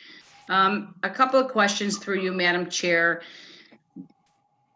I'm curious, did you received an application in the mail to vote in the election? Did you vote by absentee ballot yourself? No, ma'am. Okay, and through you, Madam Chair, you did mention in your testimony that you spoke with a number of people in your area. They said they received duplicate ballots. I'm assuming that many people that did vote by way of absentee ballot. Would that be a fair statement? I was knocking on doors on behalf of candidates and using the voter rolls to determine whose doors we were knocking on. We would see regularly 2, 3, and even in some cases 4 surnames completely unrelated at same address. Upon occasion, I had the opportunity to speak directly with the people that were resident at the house to determine who, in fact, I was speaking with. And I would ask who about such and such a name also on that same list. And I would get that answer that I talked about in my testimony that, oh yeah, so-and-so moved, or gee whiz, that person's deceased. I even had one conversation with one family whose son was still registered. He had died 3 years prior. He was 42 or 3 years old. And I said, well, have you spoken to the clerk of court to take his name off the rolls? Yes, we've done that. And 2 or 3 times, I think, is what they were trying to tell me. And nothing had happened. The rolls are abysmal. And that is, I think, a piece of the problem. Yeah, thank you. And I agree. They certainly need to be cleaned up if we want to, preserve the integrity of the vote. So I certainly agree with that. Would you agree that on the application for an absentee ballot, they had on their COVID-19? It was added as a sound item. I saw it. I chose to, quite frankly, I took a picture of it just because I was appalled, and I tore it up. And I was appalled because it was overstepping the bounds, I thought, in terms of what was constitutional, what wasn't constitutional in the state of Connecticut.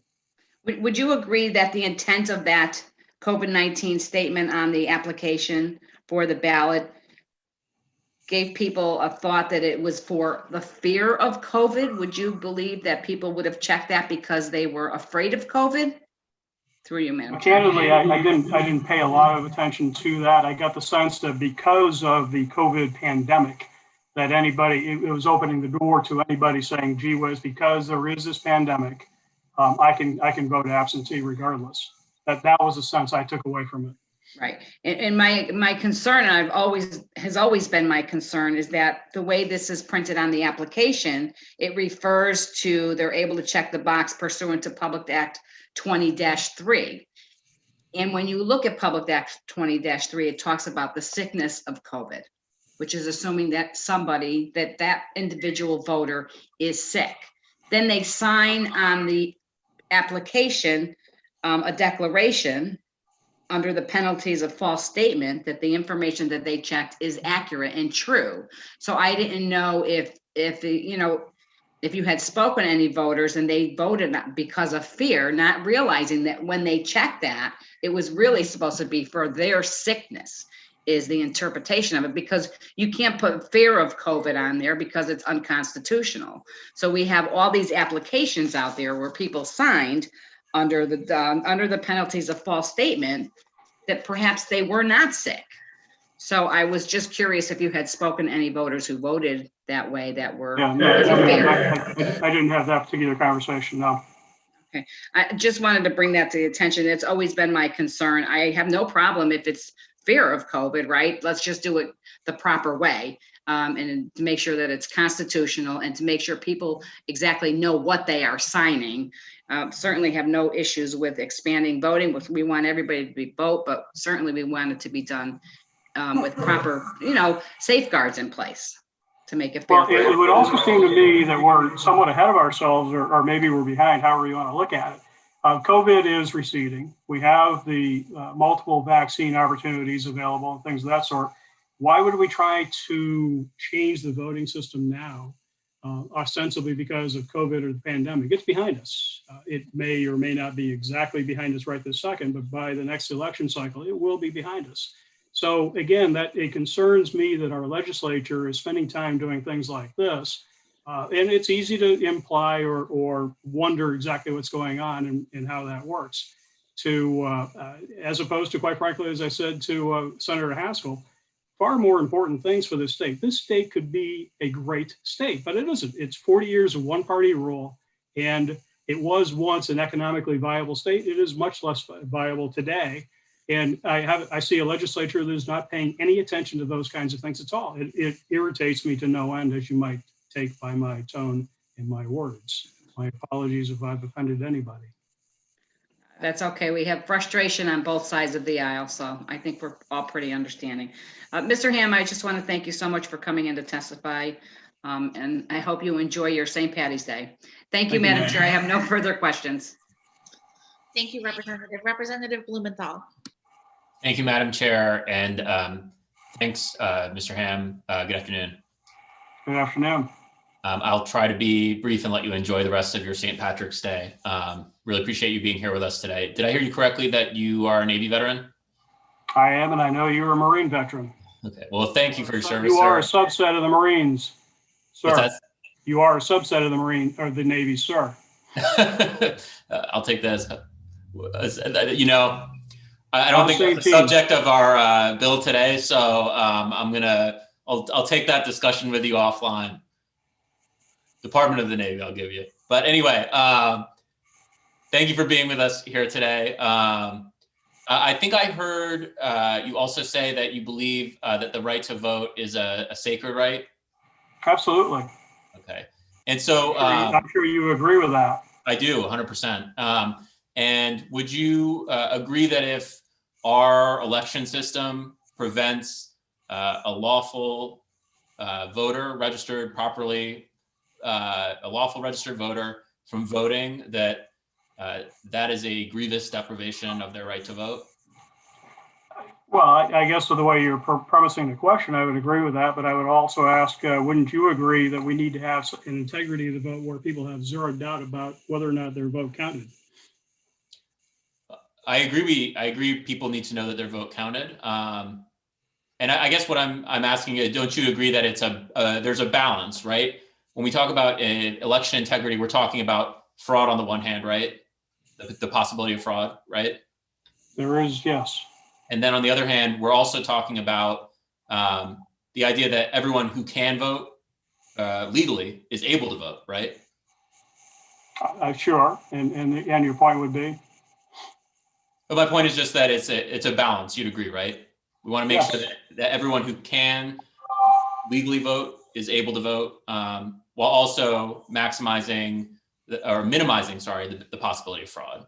Sure. And Senator Blumenthal, Representative Blumenthal, to take it to the next logical conclusion, your next question, I would take it down the path of, as long as we have safeguards in place so that the chain of custody is absolutely secure, that we know that something that's been mailed or then has been picked up is not being harvested, then we know that we have the security and integrity of the votes. And I would suggest to you that the state of Connecticut does not have those systems in place today. So why would we try to impose a relaxed set of standards on absentee voting? That's my question to you, sir. Okay, and I appreciate your concern. And I just wanted to kind of make sure we're talking about the same thing here. And I think we are, that it is a balance. I had another question for you, but I am not remembering it right now. But suffice to say, I appreciate your testimony. Appreciate you being here and your conversation, and hope you enjoy the rest of the day. Thank you, Representative Blumenthal. Thank you, Representative, and thank you again for your testimony. And if you'll forgive me, Mr. Ham, we had a lot of discussion, a lot of important things, and the Marines are not the subject of this public hearing. But if my father ever saw this meeting and I didn't say you are wrong, the Marine Corps is not a subset of the Navy, I would be in big trouble. So, but again, we thank you for your testimony. If I could just add one more for Representative Blumenthal. He was going to say, and he was polite enough not to do it, that it's the men's division of the Navy.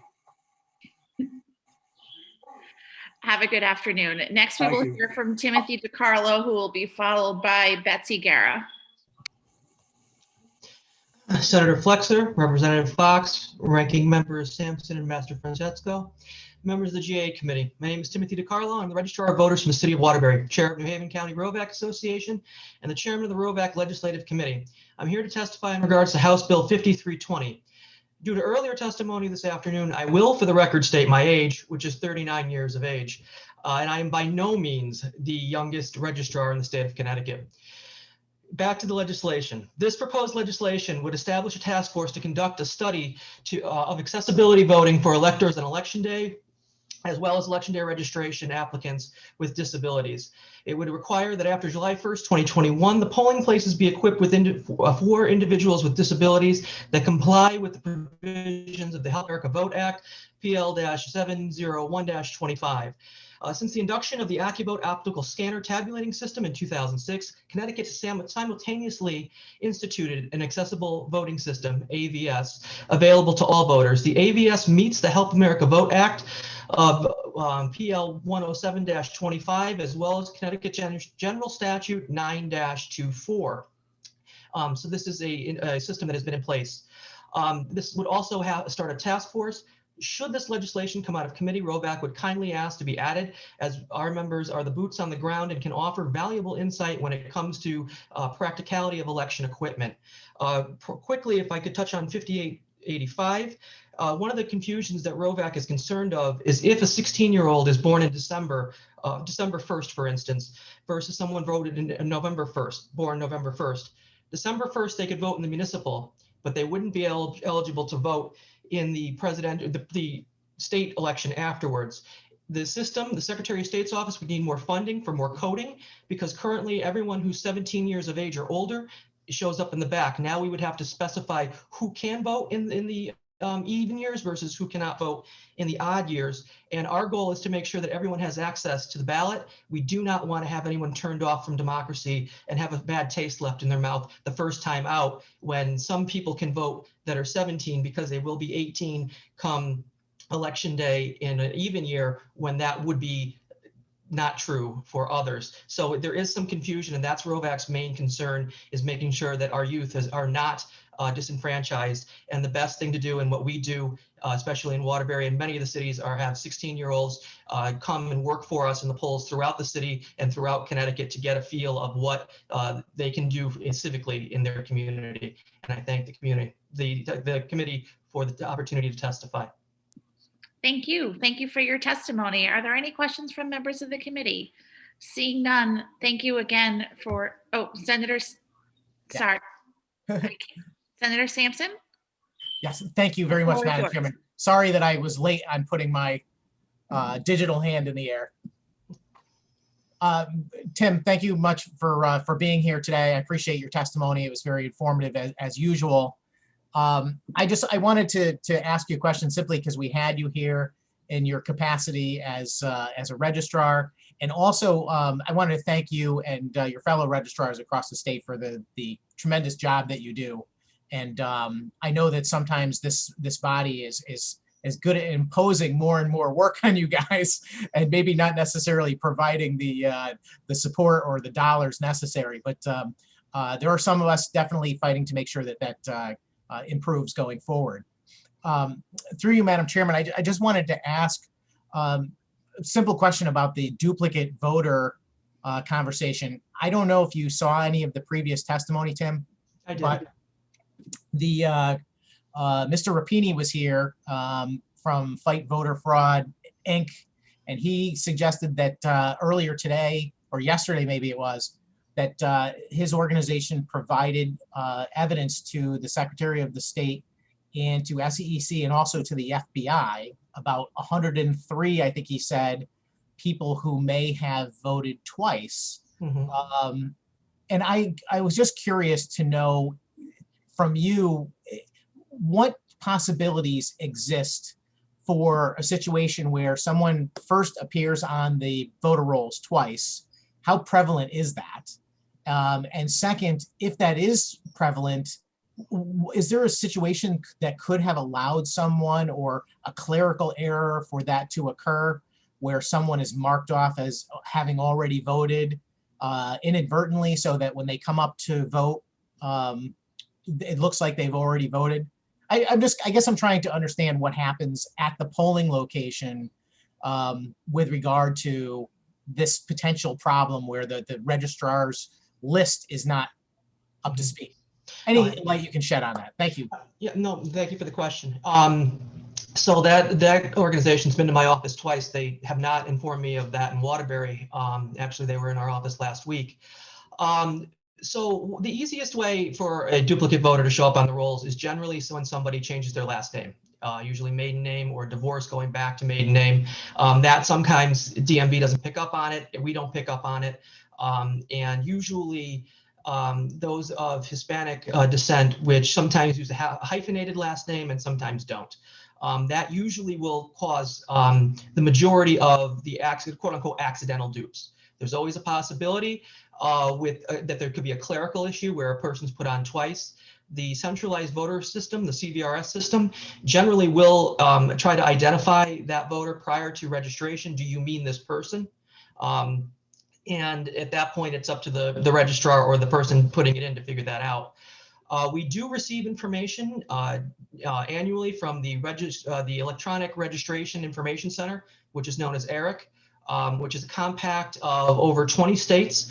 This year, Florida joining, and it has been an amazing amount of information that the Secretary of State's office has been able to give to the registrars.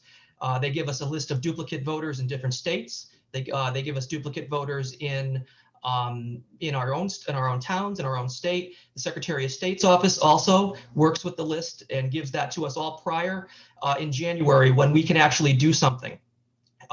During this time of year, we can do a national change of address canvas, an NCOA canvas. And this is when I can send out paperwork to the address saying, hey, I have you on the list. Are you who you say you are? In that, we have you registered in Waterbury, but I have you registered in Palm Beach, Florida, and we need to clarify this. They can send back saying it's not me. They can say that it's, it gives us a reason to move that voter that possibly is on as a duplicate over to the inactive side. And they're still a voter, but they will, if they send it back, and we've gotten many back in Waterbury, thanks to the help of the ERIC compact from Florida. I got 2 back from Utah this morning, stating, yeah, that's us. We're out in Utah. So I was able to take them off Connecticut rolls so that we don't have any issue.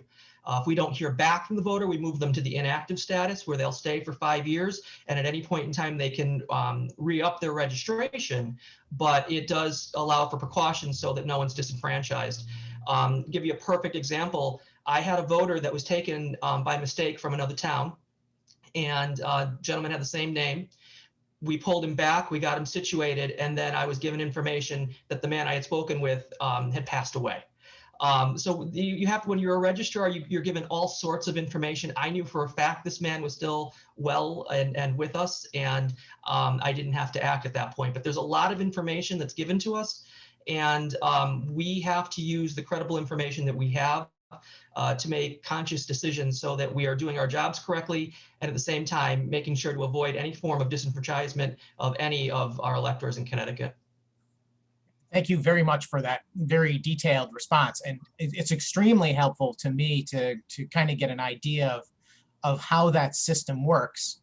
So I'm gathering that, like, for instance, you're registered to vote as Timothy DiCarlo, for example, but for whatever reason, you're at DMV and you register a car and you put it in the name of Tim DiCarlo, and they attempt to register you again. Is that the kind of thing that the ERIC system would pick up? Or does that something that, like, a registrar would have to be watching out for? Through you, Madam Chairman. all three should pick up on that. First off, the registrar's office should pick up on that when it comes through. And there are times when, you just have to look at, and if the date of birth is the same, the address is the same as we heard earlier, well, that's common sense. But Eric will pick up on that. We'll get that. And we will also get that from the Secretary of State's office. All three usually come in the month of January. Again, when we can do something, file the proper paperwork to remove, to start the process of removal if necessary. And that's the important part. We are barred from just taking people off the rolls. We can't do that as registrars, and we can only do that during a certain season. And there's many reasons for that. So the logic is to make sure that there's a paper process that goes through and that we keep on file for 5 years the paperwork we sent out, what came back, the card itself, and so that if there are any questions down the road, either by the voter themselves or by an association, we have that paper trail that we can produce to prove what transpired after all the electronic records are no longer in existence. Right. All of that makes perfect sense. And it's just clarifying in my mind that what a catch-22 it is, that we want to make sure that we maintain the voter rolls in a way where we are not going to disenfranchise someone by taking them off inadvertently. But then you could also be creating a situation that if the state acts as it did this past November and mails out ballot applications to all the people on the list, there's a good chance that they're going to hit people that should not be on there. The testimony we heard earlier was that there were 2,600 duplicates, and these are close duplicates where it's a very similar name. It's, Tim versus Timothy, and the same date of birth and everything else. Do you think that's possible that statewide there could be as many as 2,600? I mean, 3.5 million people in the state, a good percentage of them are registered. So, I mean, I don't think that's a really high percentage wise, but it's still a fair number. Yeah, and I mean, everything that is in my office is FOIable. So I have the ERIC report that was given to us from the Secretary of State's office. That report identified, I believe, around 130 individuals, and we had to go through it, many of which were not duplicates, some were, most of which were not at the same address. Many of which were using hyphenated last names and not the other. I will tell you of that number, and I'm guessing at that number without being in my office. I'm home here. I can guarantee that not one person that showed up through the ERIC compact in Waterbury as a duplicate voter did vote twice. It did not happen. So, and in that case, the tools, what we have at that instance is if we do locate that, I know that, the ERIC compact has been a great help over the years. I know that the town of Suffield has used it, and other towns on the Massachusetts border to, when they feel that they've identified someone that's voted twice, they've sent that over to SEEC. And it allows, the more information we have, the better we are as registrars. We do not have a federal system. So if somebody packs up and moves to another state and does not do a national change of address or does not contact us, we have no idea that they're there. Again, speaking of Waterbury, we received over at least 4,000 applications that came back undeliverable. And all of those folks, if they did not vote in the 2020 election, because a lot of times when these forms come back undeliverable, it's due to the fact that it's an old address and they updated their address at the polls, or simply the unit number or apartment number is not on that envelope. For those that still have not voted since the 2020 election, and if it's been more than 4 years, we have credible evidence from the post office that they are not at that address. And in Waterbury, as in I know many towns, we are in the process of moving those voters off of the active rolls into the inactive rolls, so that should in the future absentee applications be mailed to electors, it won't. Those voters will not be receiving applications. Yeah, excellent stuff, Tim. It certainly sounds like you are completely on top of what's going on in the town of Waterbury. I had no doubt about that. And I suspect that registrars across the state certainly put in a decent effort. I won't ask you to speculate about how other towns compare to your procedures, but I will ask, I mean, is the procedures that you follow, are they procedures that you are trained in, when you become a registrar, or is this kind of like OJT, you learned to what to watch out for using common sense, or where does your training and your system to kind of sort out what's right and wrong on the voter rolls come from? Through you, Madam Chair. So it all depends on how you want to, I mean, first of all, Secretary of State's office gives us a lot of directives, and a lot of this is federal requirements, national change of address, federal requirement. The Secretary of State's office written directive that we can add in this year for the NCOA canvas, those applications that came back undeliverable. Anybody that is inactive 4 years or more can be added into a canvas. A lot of times that, for some towns, that comes down to dollars and cents. If it's not in their budget, although they'd like to do it, they can't add inactive voters. One thing, you know, almost every town, a large city, receives a death report from their local town clerk, giving those that passed away. I have over 28 nursing homes, 2 hospitals, and people that pass away at home. I receive that information habitually. Best practices, we ROVAC teach a lot of courses. I've taught, one thing that's always gotten under my skin is, being from Waterbury, always being told that we have our cemeteries come out, usually 100% turnout. And it drives me utterly insane. And so one of the first things I did as a registrar 11 years ago was sit through with the use of the Social Security Death Index on the much older voter registration cards at that time required a Social Security number. And I was able to identify around, in the period of about 2 years, about close to 200 people that had passed away that we were able to easily take off the rolls. So it always comes down to, I believe every registrar in the state has the tools that they need. They all strive to do the best that they can. Sometimes, unfortunately, it falls down to local budgetary items, how much staffing levels they have. But when it comes to education and guidance, what the Secretary of State's office gives, if there's additional need for help in any area, that's when ROVAC steps in, both on the county level and on the statewide level, to ensure that registrars have the support and understanding that they need.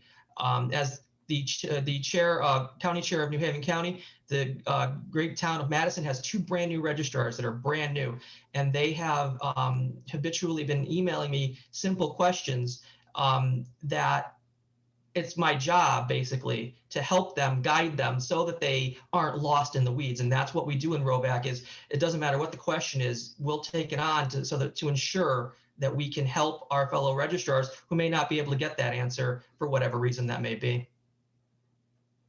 Well, thank you very, very much, Tim. That I got to tell you, you inspire confidence with your knowledge and your clear and quick responses to difficult questions about how to proceed through what to me seems like a kind of a murky process. And thank you for what you do. I really appreciate it. And I have great respect for people that tackle that duty. I know the registrars in all of my towns well enough to know that they are all working very hard and trying to do a good job. So thank you again so much. And thanks to the committee for indulging me for a few minutes to ask some questions unrelated to the bills you testified on. And thank you, Madam Chairman. Thank you, Senator. Thank you again for your testimony. Thank you. And thanks for your time. I look forward to working with you. Thank you, Tim. Thank you. And next we will hear from Betsy Guerra. I think she is our final person to testify today. So welcome, Betsy. The floor is yours. Good evening. Thank you. My name is Betsy Guerra. I'm the Executive Director of the Connecticut Council of Small Towns, and I'm here today to support, with revisions, Senate Bill 183, an act concerning remote meetings under the Freedom of Information Act. And we support this bill, which will allow towns to continue to hold virtual or hybrid in-person and virtual meetings following April 20th, when the governor's executive orders expire. As you know, towns have relied on Zoom and other technology to hold meetings and hearings, to adopt budgets, address critical fiscal matters, and consider and act on a whole range of municipal functions such as land use applications, education, and so forth. And this has been critical. It's helped ensure that local government operations can continue without disruption in a way that is open and transparent, that has engaged the public more fully than ever before, and all while reducing the risk of transmission of COVID. In particular, in towns where the legislative body is the town meeting, changing. Holding meetings via Zoom and other platforms and holding hybrid meetings will be absolutely critical to approving local budgets and holding annual meetings, which because this is right in the middle of budget season and the EOs expire April 20th, we really need to make sure we have something in place to fill that gap. So time is of the essence. We have been engaged with discussions with the Freedom of Information Commission, along with a number of municipal attorneys that have lent us their expertise. We are in ongoing discussions with the governor's office on a similar bill, but we are hopeful that we will be able to address all of the issues to ensure that towns can continue to rely on the use of technology to hold these meetings. Happy to answer any questions. Thank you for your time. Thank you. Thank you very much for your testimony this afternoon. Are there any questions from members of the committee? Seeing none, thank you for your patience today, and we look forward to working with you on these issues moving forward. Great, thank you. Happy Thank you St. very Patrick's much. Day. Happy St. Patrick's Day. And with that, that is our last person who's been signed up to testify for this afternoon's Government Administration Elections Committee public hearing. I thank my colleagues for their time this afternoon, and I will call this meeting, or excuse me, this hearing adjourned. Thank you all very much. Thank you.